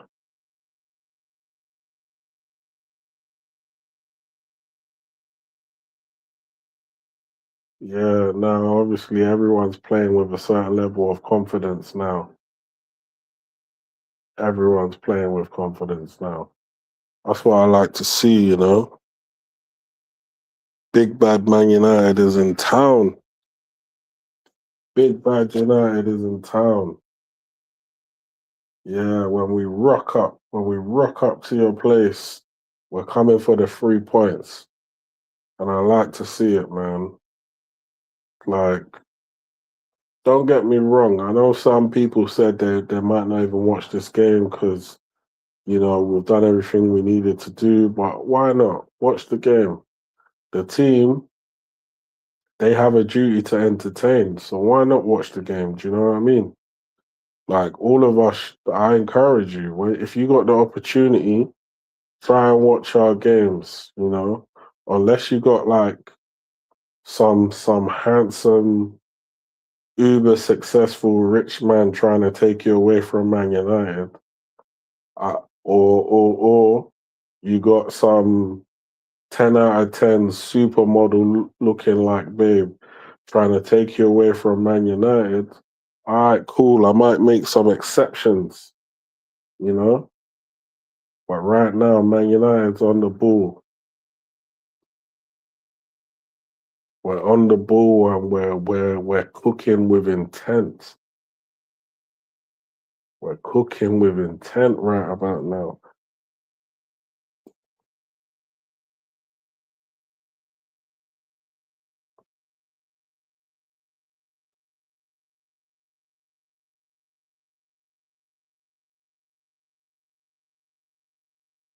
Come on, United.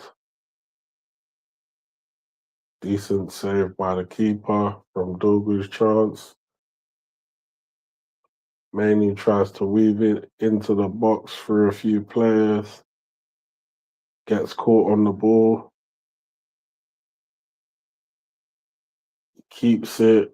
Brings the ball out to Mount. Mount gets tackled on the edge of the box.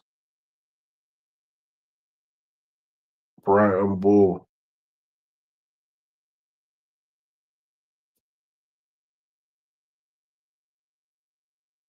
Alaba about to come on the field.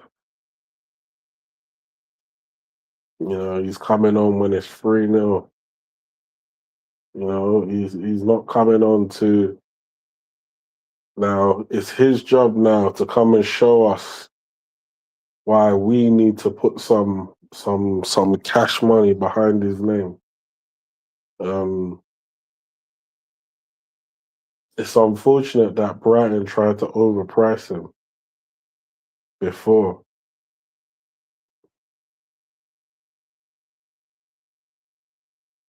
This is why Brighton haven't been able to sell is it the Asian guy? I forgot his name, but we all know he's a good player, right?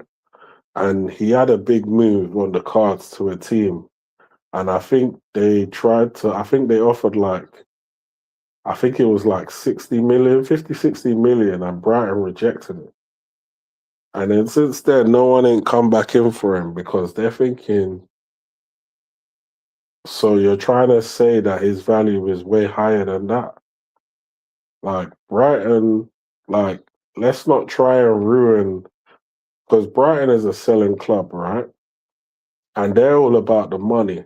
And whilst you can be all about the money, let's not overprice every single player out of moves, you know, because some of these players have ambition.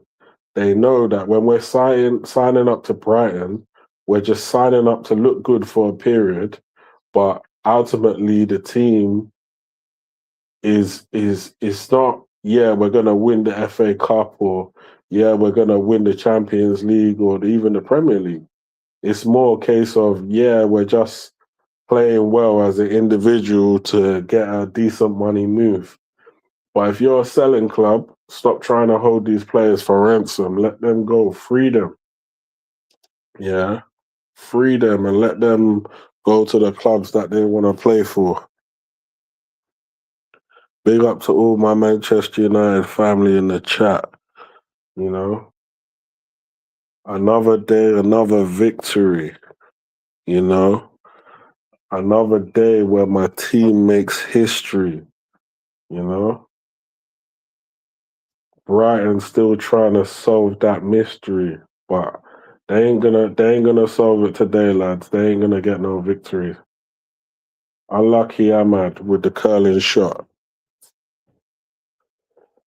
This is the time where I wish he went to the near post instead of the far post, because the keeper was on that side already, so he didn't really have to adjust his feet that much. Brighton on the ball.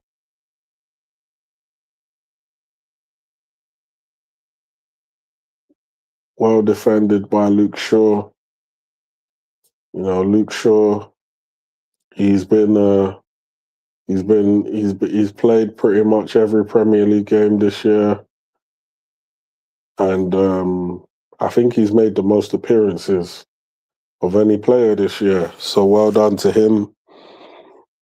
He is usually a guy that can't stay fit for anything. And I know people said, oh, he only stays fit for the World Cup. Oh, this is what I wanted to see. Man like Shea Lacey coming on. Man like Shea Lacey coming on for Ballon d'Or. This is what I wanted to see.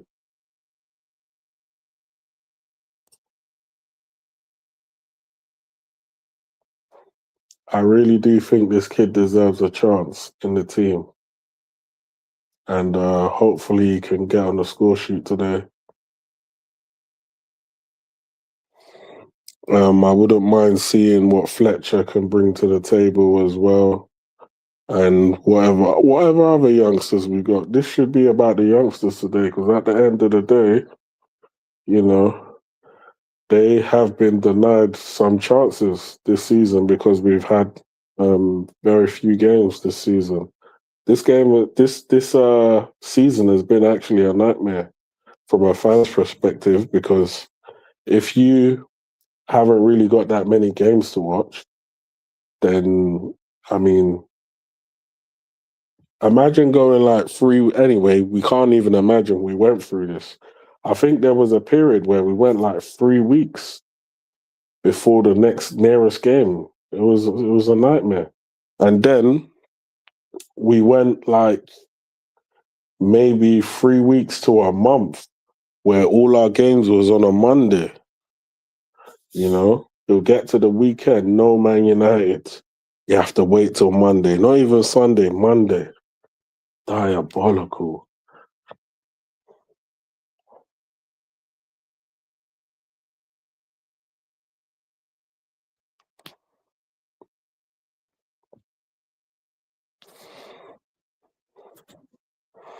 Free kick on the edge of the box, or just outside the box for Brighton. What can Brighton do with this free kick?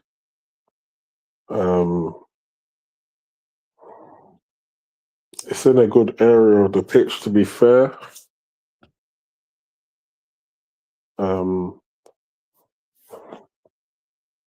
Let's see what they do with this. I don't think they're going to score, but let's see what they do. Are they going to test Lamens? Free kicks, not even up and over the wall. They hit their own player with the ball. Hooked back into the area. Lamens catches the ball, throws it out.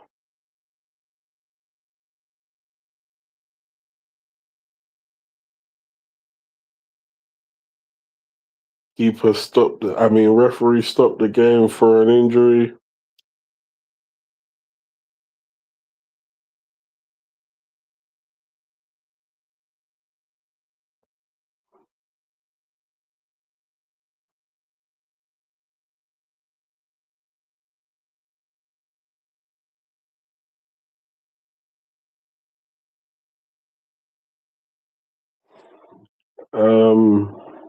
After this game, I'm literally gonna switch off because I ain't trying to see Arsenal lift the title, guys.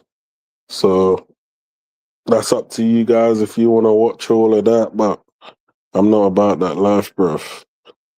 I've seen enough. I've seen enough, because obviously Arsenal gonna lift the trophy today.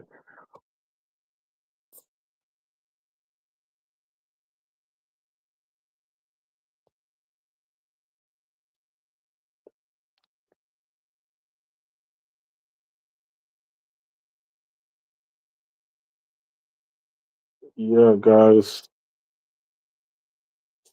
We've tried, man. We've done the best that we could do today, and obviously, um, we're just waiting on Mark to come back to the studio so we can chop it up and talk about this game, and just kind of assess what we've seen today. But yeah, I mean, I didn't expect this type of scoreline. I actually thought it was going to be a high-scoring game. I thought there was going to be a lot of back and forths. I thought we were going to be pushing to fight for. Okay, Brighton 1 point behind Sunderland. Yeah, that's anyway. If and this is the thing, right? This is the thing about teams like Brighton. They don't have any ambition. So don't get me wrong. I like their model from a selling point of view.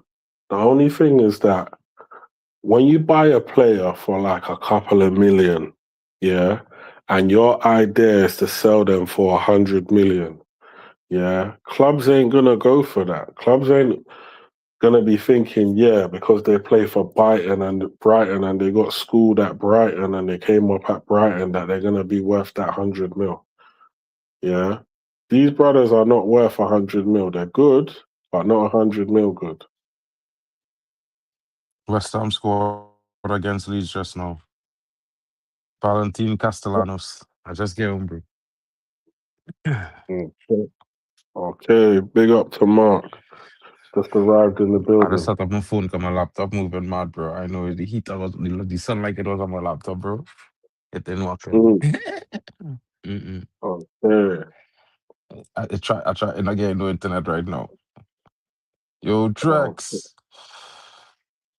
Yo, Drex, is a good game today, bro?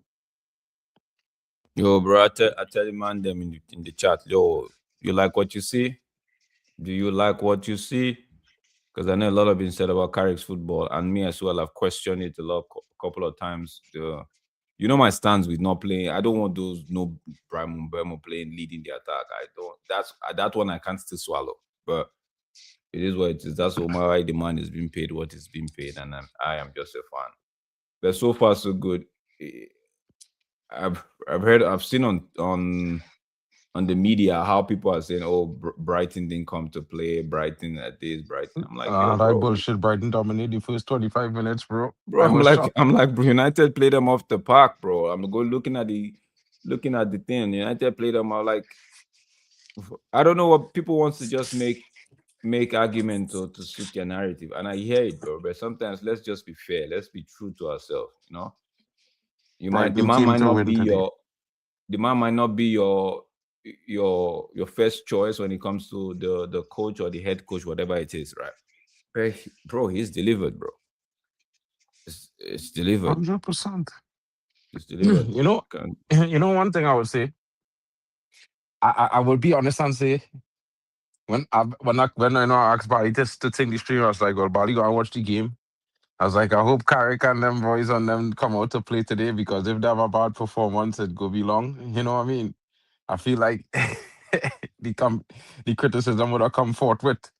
And the first 25 minutes, we had a real slow start. It was like the team was trying to find the rhythm, bro, for the first 25 minutes, and Brighton was having chances. We barely had a chance that, went wide. You expect it and to then the happen because commentators Brighton and are all the was home making side. joke. You expect it to happen because Brighton are the home side. So, and it's an interesting game, bro. For the neutrals, for United fans, it's an interesting game. You can't beat them, bro. They made sure I think what they're trying to do right now, looking at how Martinez, the whole back line is playing, they want to keep this clean sheet. They want. I don't know if there's anything at stake for Salmon and Lament, but they want to keep this. Oh, Kobe, Kobe on a yellow, and he moving mad. Kobe. Bro, you haven't even gone into next season. Don't try it, bro.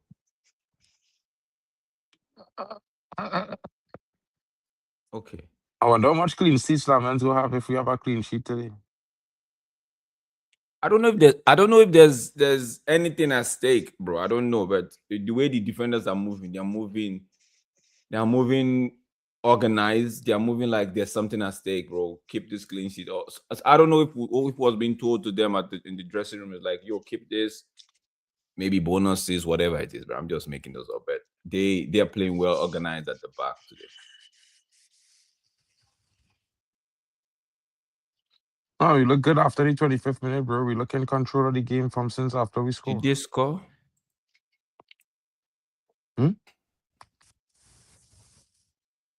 Bro, Chelsea needed us to win this game. Yo. Wait, that one means? Bro, West Ham is leading. Tottenham is leading. I pressed it by accident. I need Tottenham. Let me Oh, see what. I say Brighton score. I was like, what? I any pass? I any pass? Come on, West No, Ham. Come on, win. Even if they need Tottenham to lose, man. Everton is just a crap side.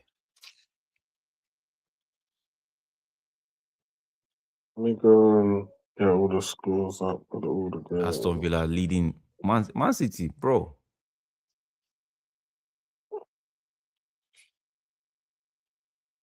So wait. Oh, Liverpool Liverpool are going to Champions League, man. I need them in Europa. They How do we smash up get the them in team. Oh, they Europa? win. How do we get Liverpool to go to Europa Liverpool. right now as it stands? They need to lose, bro. 1-1. It's 1-1 right there at home to Brentford. And We what's it need called? Brentford to win. We Brentford need need to win Brentford to win, and 3-1. we need Bournemouth to win, right? Yeah, Come on, Bournemouth. Brentford and Come Bournemouth on, had to win. Brentford. Yo, you need to send this man down to Europa, man.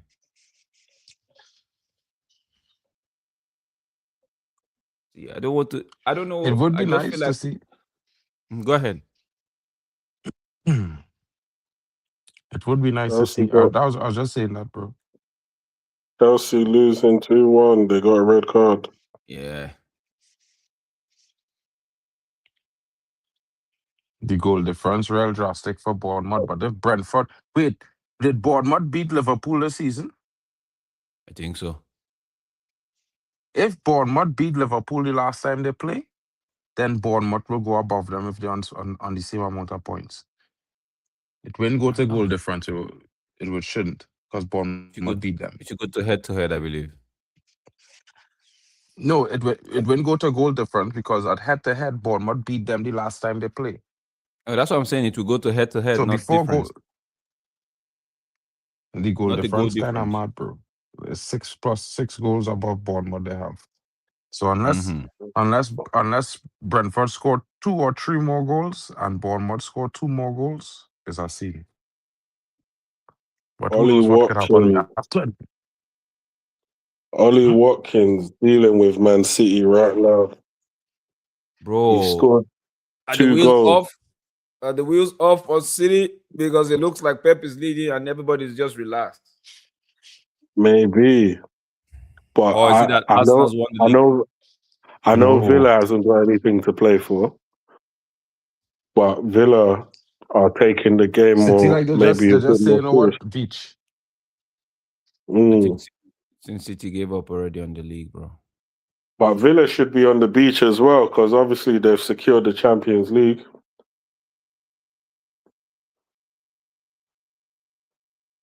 When they bitch slapped Freiburg 3-0. Yeah. Mark, what are you saying? Are we still having Morgan Rogers at United? I'll take him in a heartbeat. Every day, all day. I think I said that the last time Morgan Rogers scored those 2 goals past us at Villa Park. I Bro, said I'll take it. I've always wanted Morgan Rogers since last season, bro. Mm. Like, I think after his first season at because his first season at Aston Villa, I was like, who's this guy? It didn't look like he had pace, but his ball control and his eye for pass and all. I'm like, yo, who's this guy? This guy can easily slot into that number 10 for United, right? Then this season, when they started real slow, I was like, come on. Mm-hmm. And people think, that just because you sign Morgan Rogers and he might play on the left or something to get into the team, that doesn't necessarily mean that that's going to be his forever position. I True. mean, when Bruno ever decides to hang up his boots from Man United, or if he plays in a rotational role, we could still find someone else to play on that left-hand side. True. And you know So how Bruno likes sometimes, to interchange with Mandem. yeah, Sometimes, yeah. and sometimes you have to have a succession plan early. You can't just be like, oh yeah, we're losing Bruno, and United then on the attack. United on the attack. Bruno. Oh, that the pass was blocked. Okay. Is this Lacey? 61. Oh, it tries to find a coil on that one. Lacey.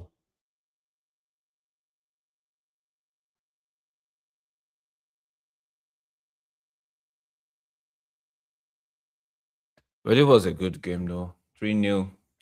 It's not looking like I know the men were arguing the other day of how many times we scored 3 goals past during the other coaches' reign. But I think we've been scoring goals since Carrick came over though. Took over. We've been because I knew one of the problems during the previous manager's reign was the fact that we're not being clinical at the final third. I'm not sure because we were scoring more goals than under Ten Hag in his last season. And in fact, I haven't assessed all the seasons, but I do know that on average he wasn't scoring the amount of goals we scored this season. I'm not sure if we had any season where Ten Hag scored in Ten Hag's campaign that the team scored this amount of goals. Even under a few managers, I do remember we scored goals under Ollie. Yeah. But after that, the goals dried up, then we struggled to score goals. So we're always in and around that sort of 40-odd mark. And for me, that's poor. Like, Man United should be in the high 60s. Bro. High 60s, 70s, getting goals. So that's one thing that I praised about the team this season. Yeah, at least we're moving. This is 69 goals we've scored, although we consider about, is it 50? Bro, we consider a lot, man. But most of those goals were under Amarin, though. That's one thing I'll say. True. No, I'm just putting the whole season in perspective, not one coach or the other, just the whole of the season so far. Yeah, but he I think under Amarin we were struggling for clean sheets. I think under Carrick has fixed that somewhat. And we scored. Yeah. So there's been far more games. That's why the goal difference is the best that I've seen in many years. True. Because right now it's sitting at minus 19. I'm sorry, sitting at 19. Goal difference 19. Which I think one season we were owing them. West Ham 2, come on. Everton, come on, Everton, you need to score now, man. You need to score now. And well, Everton, if you manage to escape, we get Fernandes for cheap. But I need Everton.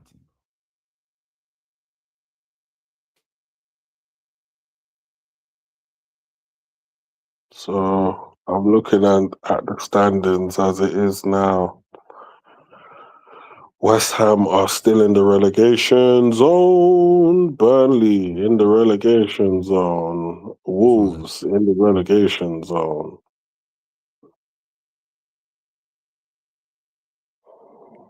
This Newcastle, what's going on with Newcastle? They're losing 2-0 to Fulham. Wait, did they? Let me do this. Because I don't think... Okay. Chelsea, you need...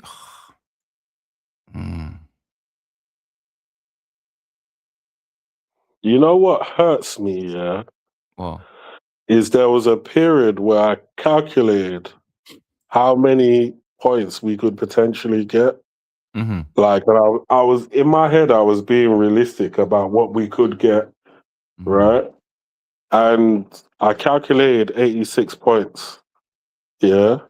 Bro. 86 points would have won us the title. Can you believe this? True.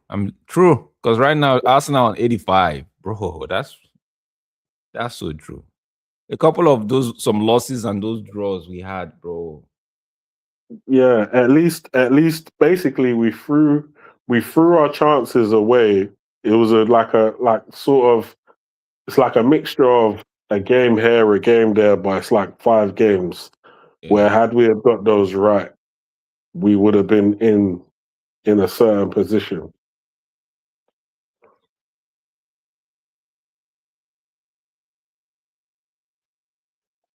I like the fact that the man gave Malasia at least one final outing, bro.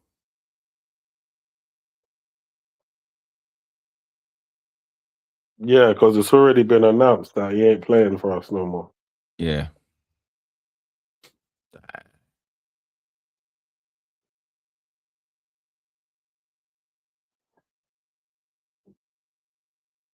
You know what's crazy? Because with these players, yeah, when you don't play, Mm-hmm. like there's like an appearance fee. So he hasn't seen appearance fee in his wages for a long time. So in it, Imagine every month you get receive your wages, no appearance fee. yeah, Uh, that would have made a big difference to his wages every month, you know? true. Joshua Zexi, come on, man. You too. I like the way you play football, but sometimes it's just too like a desical, man. Do, That do you is. still do you still prefer Xerxes to Croupy, Junior Croupy? I still like Zexi, bro. I still like Zexi. So Krupi, Okay. I still like Zexi. I prefer Zexi. Krupi is giving the numbers at Bournemouth, right? Put him. I feel like Zexi at Bournemouth would still or will give that same number. That's how I see it. Put Zexi, put Krupi at United. Will he give us that numbers? That same number that he's producing right now? Yeah, but I think the difference Mm-hmm. is that Croupy has Mm-hmm. been predominantly a bench player, Okay. coming off the bench as a teenager, scoring goals with only like 10 minutes on the pitch. Mm-hmm. Yeah, and he at times he forced his way into the lineup towards the back end of the season. 100%. And 13 goals for a teenager, to me, that's one of the most dangerous teenagers in Europe right now. I see him. I see him. I see. He's a good player to have to have off the bench and even to just because next season we'll be doing a lot, right? So I don't have no objection against if they want to go get all of that. But looking at Zexi, I just see if we want to move him on, he's a player I like so much. But if they want to move him on, I don't have no objection to that as well because I feel like the Premier League the way he likes to play football is it's not how the defenders here would want people to play.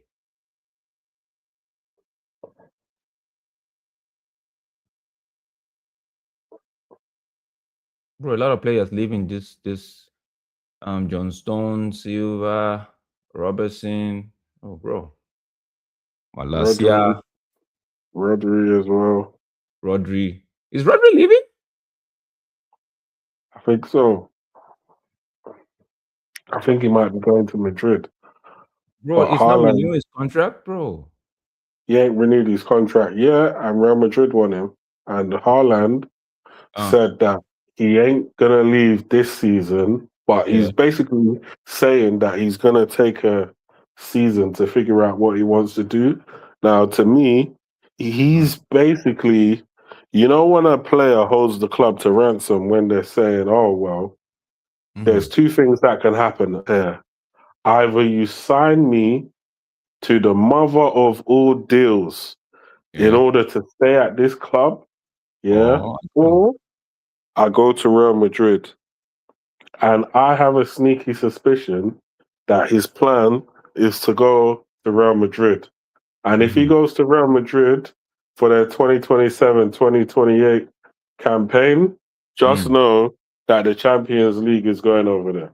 Because I don't know how, yeah, you line up against a team with the pace of Mbappe and the finishing of a Haaland. I don't know. I don't know how you do it. Interesting to see, bro. Laments with a Yeah. good save there. But then If that's the case, if we Hmm. still need a left winger, then Vinicius Junior is there. I mean, Bro, I don't know. provided that we I spend don't really 100 like. I don't million, really. He's a good player, but I don't want him, bro. I don't know why. I just don't want him, bro. provided that we spend 100+ million for him, 150 million probably, because he's gonna go for big money. Yeah. So, bro, I see. He'll probably end up at Chelsea. To be honest with you, Chelsea will probably spend that cash. Chelsea, Arsenal. There's a few clubs that'll probably spend it. But If he goes to a I club do like see him in Arsenal, the bro, Prem. therefore means he can come to us because it's just the discipline, bro. That discipline. If he's ready to be disciplined, then yeah, you get me. So, but other than that, I feel like he's a good player. He could improve. He would improve any squad. Oh, that was close, Euro. That was close.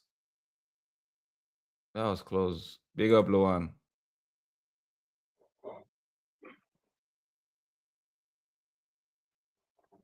Yeah, Bruno got the assist. They tried to do their thing, but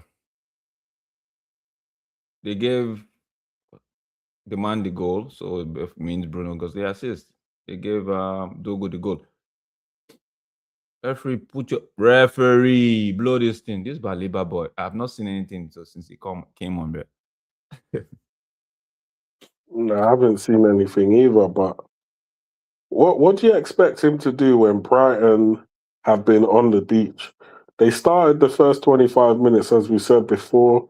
Man United started to get a foothold in the game. We scored our goals. And then since we've been scoring, we've been the better team.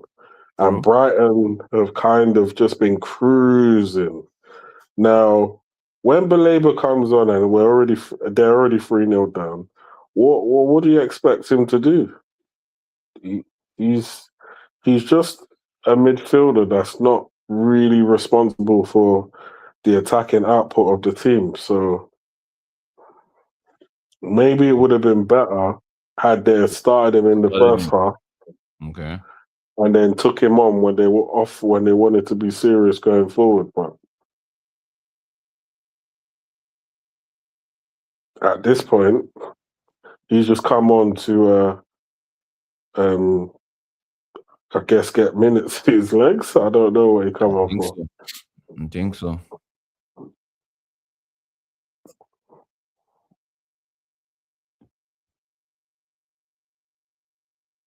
Or maybe he's come on to have a conversation with Ahmad and Mbuma about what he wants to do going forward. I don't know. But are you man gonna rescue me? I just don't. I just don't want him to just be himself and the Ederson guy. I just don't want the two of them alone. I need something else. We can't get the Anderson, maybe Tonali. I would prefer to get Chouameni if we can't get Anderson. But he's not gonna leave Real Madrid. He's not looking to leave Real Madrid, bro. Pay the money. Force Real Madrid want Rodri. They're not gonna play Rodri and Chouameni. They're not gonna do that. So let Rodri go there. And if Real Madrid will not want to, yeah, we might have the upper hand. No, brother. Continue. Make it 4. Damn it. Let's not act desperate with Real Madrid, though. That's all I'm gonna say. If we act desperate, they're gonna take us to the cleanse. Let's just, if that's what we want. Oh, Crystal Palace just equalized 2-2, bro. It's a good thing the Arsenal won the league already because Yeah, but it's a good thing that they won the league already. But last time I checked, Man City was losing. you know I said everything is just going in their favor. That's what I'm saying. I mean, it's a good thing they won it. Today is not the day where they're looking to say, okay, you know what, hopes and pray. No, they won it already. Anything that happens today happens. I feel like if playing Villa the last game of the season, chasing the victory with Ollie Watkins in hot form, All that space that City leave at the back, Watkins, it would have been a field day for Watkins anyway, to be honest with you. So maybe the way it kind of was, the Arsenal fans were right in a sense of the run that City have. It was just so difficult. They had hard team after hard team after hard team. And Arsenal had 3 or 4 teams in that sort of running where you could see them getting all 3 points. I think they're reviewing the goal though, the Crystal Palace second goal, so they might chuck that one off.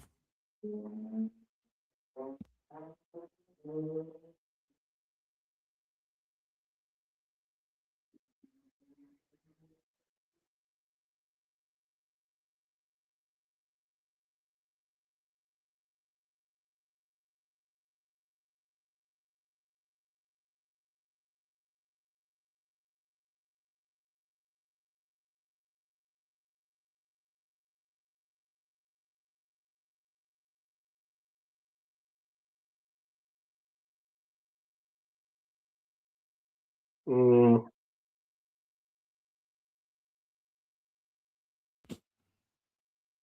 Man, I was hoping for a top 4 to go there, but it is what it is. I think that goal they chucked it off. I think it's offside, that particular goal. Offside, yeah. It's interesting to see where Mateta will end up this summer window. Because last season it was hot. Yeah. Xerxes is just too casual for me, man. Bro, that's the one thing that I'm like, bro, you can play this ball. You know how to play. You can control this. Keep it clean. Keep it clean, please. Yeah, Thank you. he was on the edge of the box, back to goal. Right, he needs a goal. He needs a goal. Yeah, he needs a goal himself. Why didn't he just try to do something creative, stand up the defender, try to go past him? If he went past him, he's through on goal with the keeper. He can get his shot away. Yeah, but now he just, he's just like, yeah, I'll get on the ball. I'll hold the defender off. I'm gonna take 2 years to make a pass. Like, where's the element of risk in the play? Like, do you get what I mean? Like, we're 3-0 up. Try and be inventive. Yeah. Take risk. Yeah. Try do something. Like, you can't tell me that the instructions was to come on and be boring. Take a shot. No, not at all. Wait, let me see this. Is Brentford? Oh, Brentford are gonna go to if the result stays like this, they're gonna go to. They'll be playing in the Conference League, promotion to Conference League qualification. West Ham are hoping and praying that Everton helps them out here because the game at West Ham, it's finished 3-0 in favor to West Ham. United finished 3-0 right here. Game over, season done. Now the transfer window should be open right now. In fact, get to work. Everton. Interesting. Everton are not. Tottenham are saying no, man. They are holding on. 9 minutes at the time. Bro. Let's go to Tottenham. Let's see what Tottenham are doing. Let me switch this to Tottenham. And Everton scored 2 goals in 9 minutes.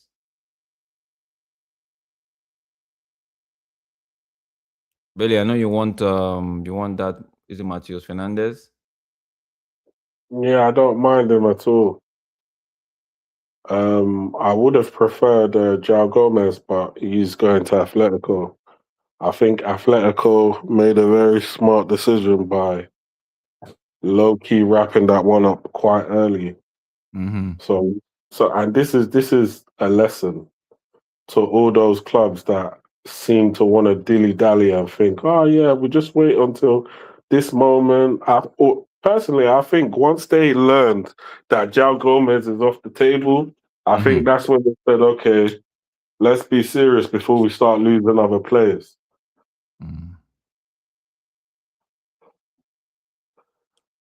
I think that's what happened. We just blinked and João Gomez was gone. Then we started saying, okay, let's see what we can do now. So I know some fans are disappointed with the Edison because you're seeing all these other saucy names, like modern names of today's market Like I said, around. modern names. Yeah, I'm saying modern names because prior to that, a lot of people wanted Edison, and now they don't want nothing to do with him. And according to them, he's shit. Okay, he's shit. I hear you, he's shit. You know, and apparently the 34 million is too much. Apparently, Who's saying that? a lot of 34 people have million, been. 34 million is too much. I would have paid 50, 60 for the Bradley brother, bro. I can't lie. I said the same thing last summer when we was linked to him. And you know, the funny thing is, the truth has always come to the light, bro, because on ESPN the other night, they was talking about Man United was linked to this brother for the first time 2 summers ago. Yeah? And we actually only really talked and make an attempt in negotiating player last summer, but didn't end up coming through. So that's how personal terms was easy to accomplish for Man United and Edison. It is so nice when the truth does come to light at the same time. Mm, But I would say to man them, we shouldn't. You see, it's just like the Tonali thing. Yeah, I'm mm, not saying he's a bad player. But if I look, mm. as a man, just look at all information. I just look at the eye test, I just look at the performance, I just look at stats. And if I look at the eye test, and I think for me, I have a worry that if Tonali had to chase a man back to goal, all out, and tackle him to take a red card, he might just watch him go and score. 'Cause I see him do it at Newcastle more than once this season. Yeah, I see he him was the do it in last the man. Champions League Exactly, and that against hurting, bro. They see Barcelona. those kind of things. I don't care about nothing. We could be down 4 goals to 0. We're not conceding a fifth. I want to see that kind of energy from my players, bro. And in that regards, I feel a little bit hard done. No, I could still see the club. I could still see the value of the player and say, well, 70 to 90 million, we could do a deal 150 to 200K per week all day long. This brother, what 300K a week? He's demanding an exorbitant salary because his aim is to really go back to Italy. A lot of people saying Italian clubs can't afford him. Brother, if he want to go home, he will make himself affordable. It's just like Rashford. He's what you would expect Rashford to demand 400K a week, and he dropped his salary 30 to 40% just to make the Barca deal happen. Yeah, people need to realize, bro, when a man wants to do something, They're gonna do it. ain't nothing stopping that man, bro. Yeah, and this is why I say what I say. Man United, the only thing that stop Man United from signing players is if the player don't want to come. Because other than that, look, all the players that we in for right now, currently, yeah, besides Chouameni, give Man United preference. All of them. Anderson, Edison, Fernandez. You know what I Anderson, mean? Anderson. I thought they say Anderson is giving City his word. That's what they're saying, but currently, it's not what it seems. Because Anderson was probably might have gone hook, line, and sinker if Pep didn't leave. You know what I mean? I think that was I think a lot of the allure of Man City is Pep as well. Oh, of course, Man City is a very big team, but unless Maresca is able to get another top 4 finish or win next season, yeah, the allure of Man City was Pep Guardiola, bro. Let's keep it real, and the fact that they was winning things and they have a lot of money. So yeah, let me be honest, bro. Man City could be in a very, very difficult situation next season if they don't start off like a bat out of hell, or if they end up in a situation where they're battling to keep top 4 next season, which could be very possible. Big up to Luan. See you again. Sunderland are playing in Europe, bro. Sunderland are going to be playing in Europa League next season, bro. That's nice to see. Bro, And this is why I tell man Sunderland, them one they need of to the watch out for that 50 million deal coming in for Amad Diallo, because they're gonna get what 40 million for making it to Europa League. bro. It's you know how, bro. Never judge a book by its cover. They say, never judge a book by its cover. At the start of this season, a lot of, I'm not saying you guys. I say a lot of people are like, okay, who are the 3 teams that are going to go back to the relegation? And believe Sunderland was was in a lot of people's mouth to go down, bro. They are going to Europe. They'll be playing for Europe, bro. I tell men Leeds would stay up. Man, them say now Burnley Yeah, you said and that. You Sunderland. said I that. said You Leeds said and that. Sunderland because I know what Leeds had. The funny thing is, I don't know the Sunderland squad too well, but I know there's a hard-working young squad that have talent. Yeah. But what I didn't know about Leeds is that Leeds have a squad with at least 7 players who's supposed to be starting. All of them played in German league and played in Europe, played in Netherlands, played in Europe, which means these brothers are accustomed to having a 50-game season. You understand what I mean? So the Yeah. first 15 games of the Prem, I tell men, I say these Leeds team, they're using that to acclimatize. They go start to beat people from game week 15 straight up to game 25. They go start to beat people. And when Leeds win all the games from game week 15 to game week 25, bro, and they stay up in the league. And I think that's a lot to do with some of the players acclimatizing, like Okafor and these boys. Next season could be problematic for people playing against Leeds, bro. Because Leeds is Next part of the season, RB I group. want to see Nottingham Forest go down. Yeah, bro. I would like to see that guy get relegated because he mash up that club, I can't lie, bro. Our owners are rubbish, eh? Chelsea owners terrible, eh?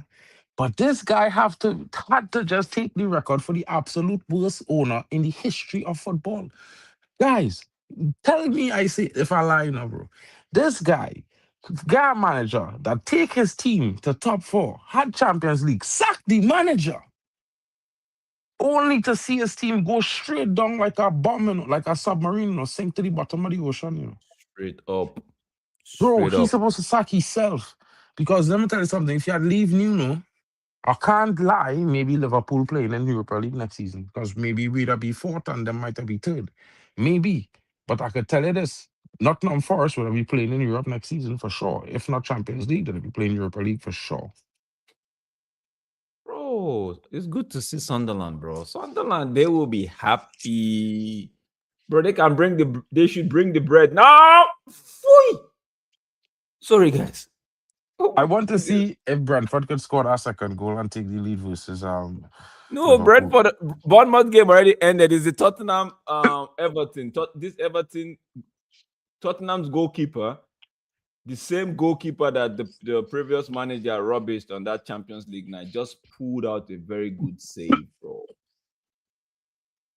Kingsley just pulled out. Bro, that was back of the net, man. Man had to make that stop. Tottenham won, Everton nil. Everton are looking, no, bro. West Ham is gone already. Even if Tottenham draw this game, West Ham is done already. Yeah. Mr. No matter, West Ham needed on the to score win the sheet last today. 2. West Ham needed to beat Rasmus Arsenal. Haaland on the score sheet. Napoli beating Udinese 1-0. That's halftime. Yeah. What's going on with Recalde? I wonder if you watching Atalanta playing right now. Recal, what you saying, bro? Atlanta. Did they play? Atlanta, I think they already played, They played The yesterday. game finished. They played yesterday. Tottenham, No, they're but like, lucky to listen, stay up. a lot of people thinking Dalo might be leaving because Dalo didn't play today. But man, don't forget Dalo Dalo had a little niggle in the last game we played. Man, them is real forget, And the Real don't like some of the players in our squad, bro, because they want to sell Real man them, bro. You could imagine we had sell Bruno for 100 million, bro. I don't know where we'd be this season, bro. Come on, man. Tottenham, you're lucky, man. You're lucky. You're one lucky team, bro. One I'm lucky asking team. fellas a big question now. If Real Madrid coming for Dalo, what are they doing? Good. Rejecting it. Huh? Because who's his If Real replacement? Madrid come for Dalo, Yeah, I'm I don't know rejecting about it. man. I So said, what are you doing, Drex? I You said, accepting it? yeah, it has to be good money though. Anything above 50, I Like, sell. what mean good money? Like, that'll give you a price. That'll give you a price point, bro. You can't say good money. How many years does he have left in his contract? I think 2. Let me check. Let me check and I'll give you a price. If I check, because man, them going for 1 more year in their contract and they're going for 35 million pounds or 34. So if he has 2, then we should be looking to sell him for like 70 thereabout. Bro, I don't know about you, man, bro, but last season I think Madurai was good, but I don't think he better than Dalo one bit. Yeah, I think I think what Dalo offer on the right side, we can't get from Maserati, bro. I think Maserati better defensively, but when it comes to going forward and a total package, I think Dalo beat back the Maserati this season, bro, on performances. Bro, the man is under contract until 2 years, June 2028. So So I say, yeah, no. I hear you. I just wanted to just double check and just see. Let me see what they say. They are saying its current value is 30 million euros, but that's I'm not, if at that price I'm not selling, bro. Might as well keep him. But if they want to test the waters, let's start it from 65 or 70. 70 million euros, let's start it from there. We're not eager to sell. We're not in a hurry to sell. Let them know, we're not in a hurry to sell. We don't want to sell I him. can't lie. I If you can't want to lie. buy Yeah, I him, know Jose yeah, Mourinho love this guy, bro. I know I Jose know Jose Mourinho loves love him. Dalo. Yeah, and I know Dalo in that La Liga killer, Dalo will tear the place, bro. Cause I know a lot of men would probably prefer, this brother who used to be at Man City, João Cancelo. But I Yeah. always, to me, Dalo is the better player between the two. More complete player. Because I feel while Dalo might have some poor performances sometimes, when he get in form, he does be good. Is how much he might miss but his crosses into the box, his passes, his link up in the attack, and the way he does marshal the pitch up and down. I rather Dalo, bro. Me can't lie. I Oh, wouldn't sell Mark, Dalo for the I world right just now. realized I have a meeting in 10 minutes. I'll be wrapping up shortly. I mean, this is the last game of the season. Guys, interesting, a good performance from the lads today. I think we had started pretty slow, but I can't lie, we dismantled Brighton today. And I never thought that I'd be able to say that, but we dismantled Brighton. Who would have thought Man United dismantling Brighton? A lot of people might have expected that to go the other way around, to be fair. And say you watching Napoli, yes, big up to Recall. Recall, because man calling you out about the Serie A now, you're acting like you're watching. Okay, move, my friend. Move. All right, listen. You know what I mean? Yeah, we done what we needed to do. We went out there. We 100%. touched Brighton like Michael Jackson, like Donald Trump. Yeah, we went out there. We were touching them all over the place, and at the end of the day, we managed to score 3 goals. You get me? Yeah, we done what we needed to do. Especially in a game that we didn't actually need to win. True. But obviously, all we were doing was playing for our fans, playing for the love of the fans, and paying for the pride of the badge. Even though it was more of a must-win for Brighton. Brighton had no heart. Maybe we beat the heart out of them. Maybe. Yeah, To be fair, maybe we put them in the beach mode because they shouldn't have been on the beach by all accounts. bro, they So started off warm, They started off yeah, in yeah, the city, on a busy day, bro. We was slow yeah, to the yeah, order. yeah. They started off. They started off like they was in a carnival parade, but we put the hot sun all over them, and we made them tired. You get me? Now these brothers got to go to work early in the morning while Man United carry on celebrating into the night. Yeah, man. I mean, it's a good game to watch, bro. I can't lie. Better game than I expected, to be fair, for the last game. I as well was thinking, maybe these brothers might be on the beach. We so clear in third, whether we lose or not, it wasn't changing anything. And they gave a good performance because Brighton started off strongly. There was in a situation if Brighton was to score, You know what I mean? We probably are looking at a more difficult game, but they was able to find, a counter attack, be clinical, and then go on and build upon that goal and score more goals. I think it was very good to see. You know what I mean?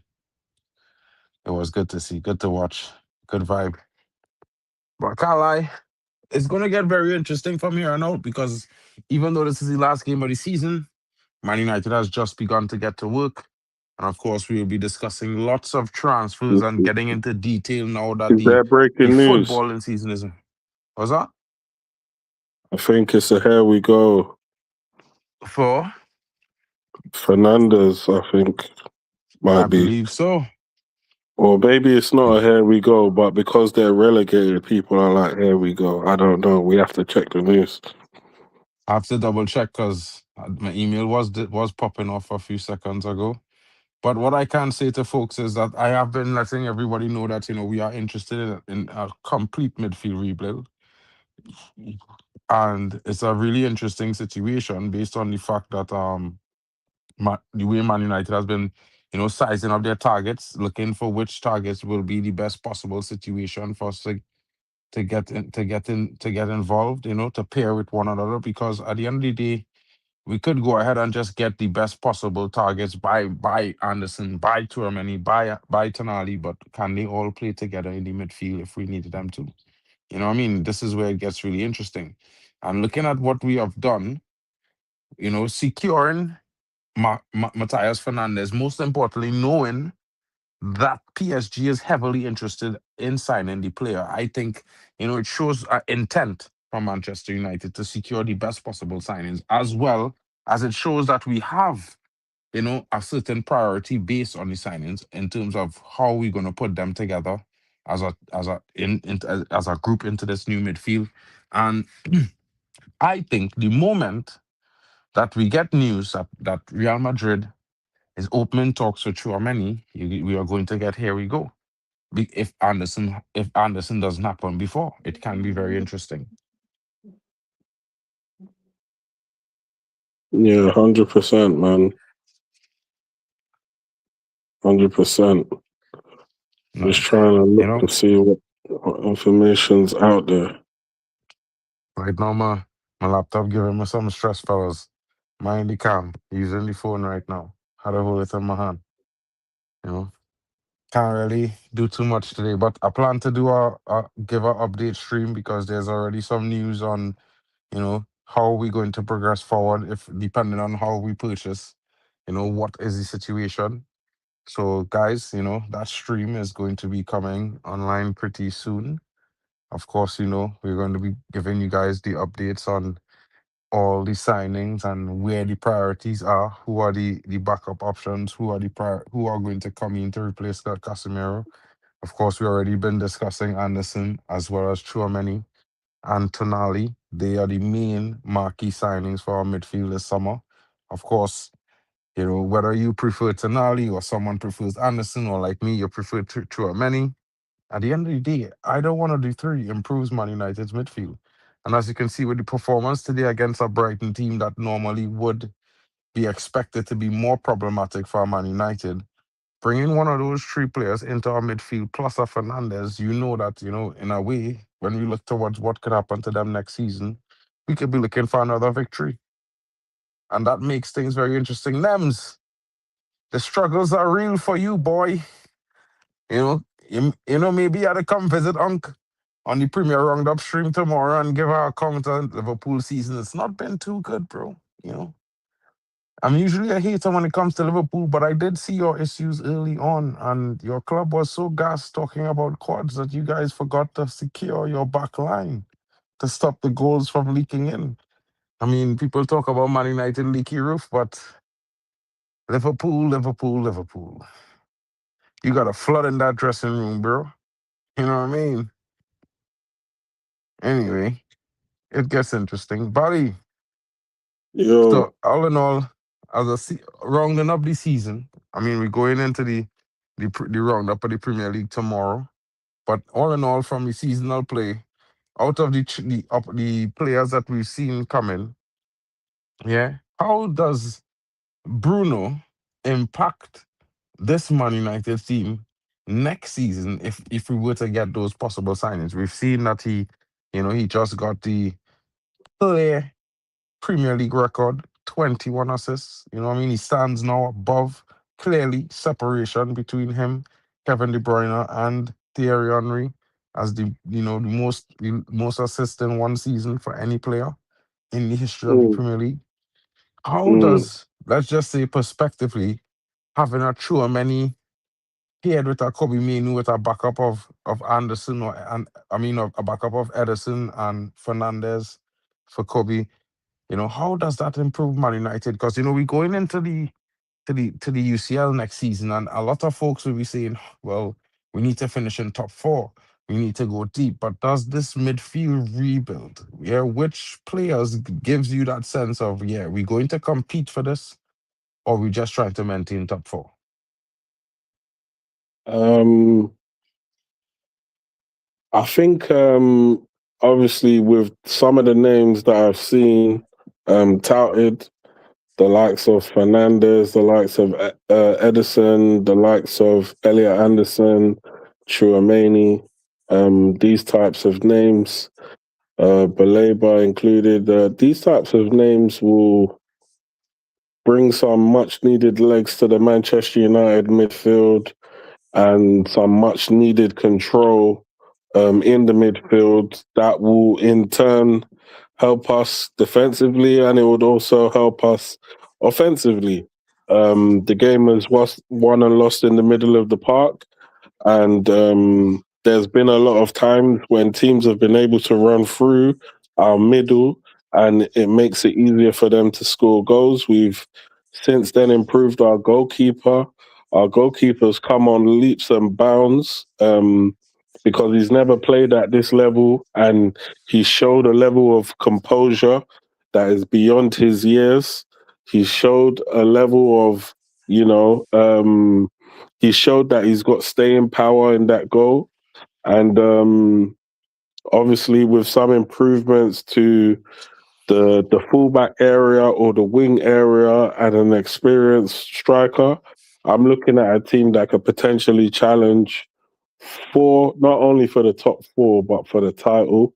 And I don't necessarily think that even with all that, we've got enough to definitely win the title, but I do expect us to be in somewhat of a race, provided that the team is responding positively well to Michael Carrick's tactics.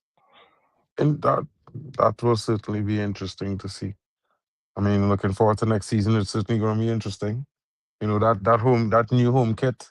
I don't know about man them, but I pretty much like it. I think that new home kit will be very much one of the best home kits next season. You know what I mean? I think with the white trimmings onto the red, it gives it a little bit of a clean sense, a simple sense. You know that one. You know them ones there. From what I heard, I think we're doing the blue kit, something like the old school AIG kit this summer. The white kit now, but it will have trims of blue and stuff on it. Like, that old school AIG kit, how it was white with blue. Mm. Yeah, I think that's how we're doing the away kit this summer. And the third kit, well, I think is another black kit, if I'm not And mistaken. So I think, it's a good thing that we're having a discussion about these kits because obviously, for all who don't know, Valley Tech lives in London, yeah? And every time I go outside, I've seen this new recent phenomenon where anywhere you go, whether it's to the high street or to the corner shop or to anywhere you go, you see an Arsenal kit somewhere. Yeah, mm, you're seeing Arsenal kits literally all over the place. Now it's literally going to be like this all summer. Arsenal fans, even the ones that are fake Arsenal fans, even the proxy Arsenal fans, they're out in full force. Now, Manchester United fans, we haven't been ourselves of late. But if you want to preempt being the old school Man United fans of the past, all of us need to join in unison and go out and go buy our kits, preferably the home kit, but go and buy a Manchester United kit. And we need to represent just like the rivals are representing. Yeah. Make all of the world, no matter where you Bro, are, red red, again. red Again. again. Yeah. Manchester United red, whether it's Manchester United red, blue, black, pink, whatever the color kit, go out and get a kit and represent the Red Devils wherever you go. And let these rival fans know that listen, Yeah. we're the guys, not yous lot. Bro, listen, yeah. I had to tell you this, bro. Yesterday I do a stream with Tony Claude Gunner. You know, we was just discussing right before the stream, bro. Thank to the Lord you told me this information, bro, because I did have the notification pop up to check it out, but I was going to check it out later on. But thank God you mentioned it. Remember you mentioned Man United turned in a profit of 880 something million pounds this summer. And I'm like, huh? No Europe. Can you imagine what we will do next season when we hit Europe and Champions League again? Especially for us to go to the semi-final. So I'm like talking to Tony Claude Gunner yesterday on my stream. He's going on his rant about being the champions, blah, blah, blah. Then he goes on to say Arsenal is about to make history. After everything is done, if they was to win the Champions League, they will earn a whopping £770 million, 230,000 shy. Yeah, of 800 of a billion, 200 and yeah. And I'm like,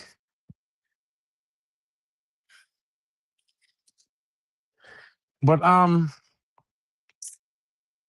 Manchester United did 880 million this year, bro.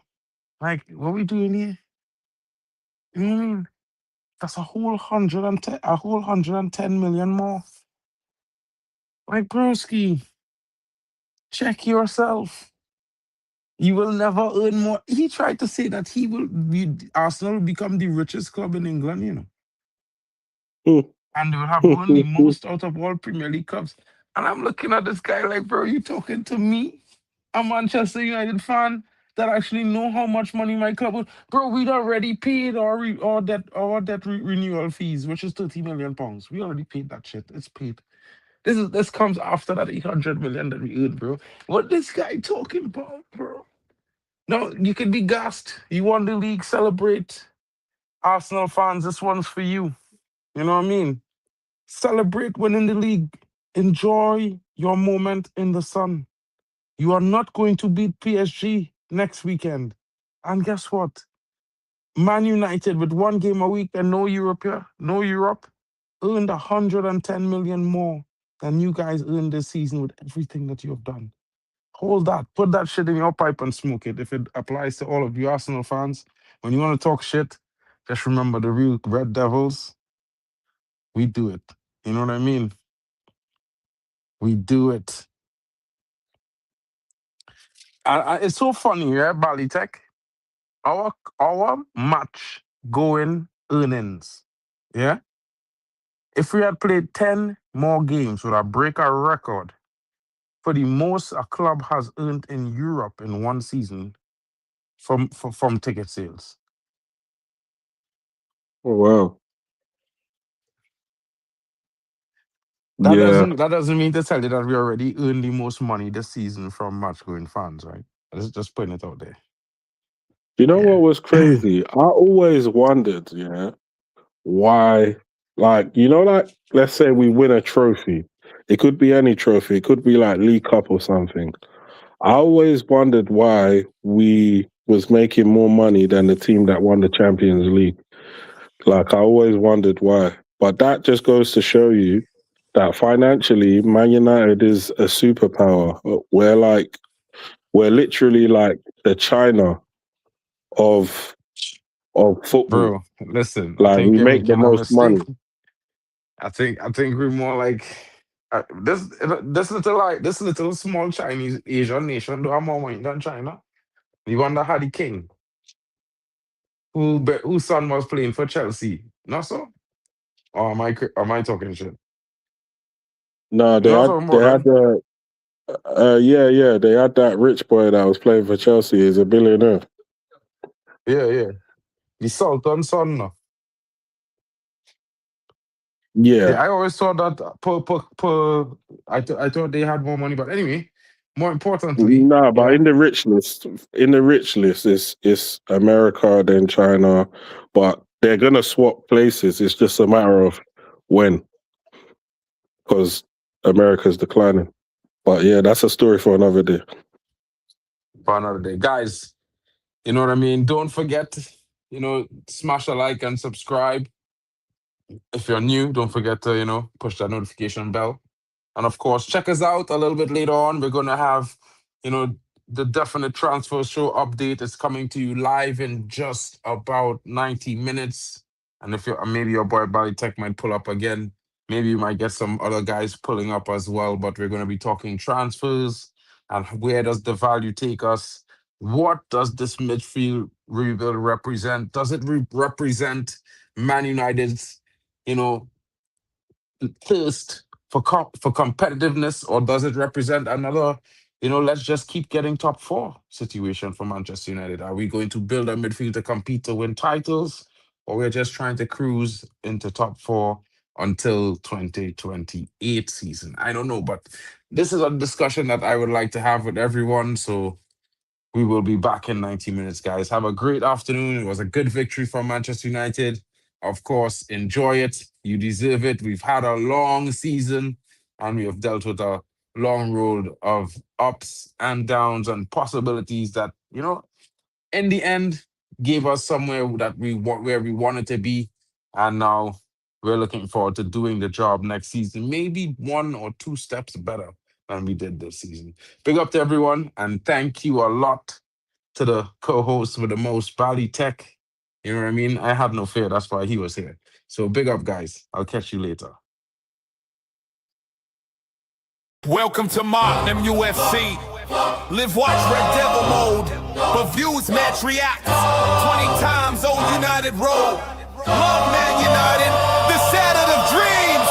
Glory, glory,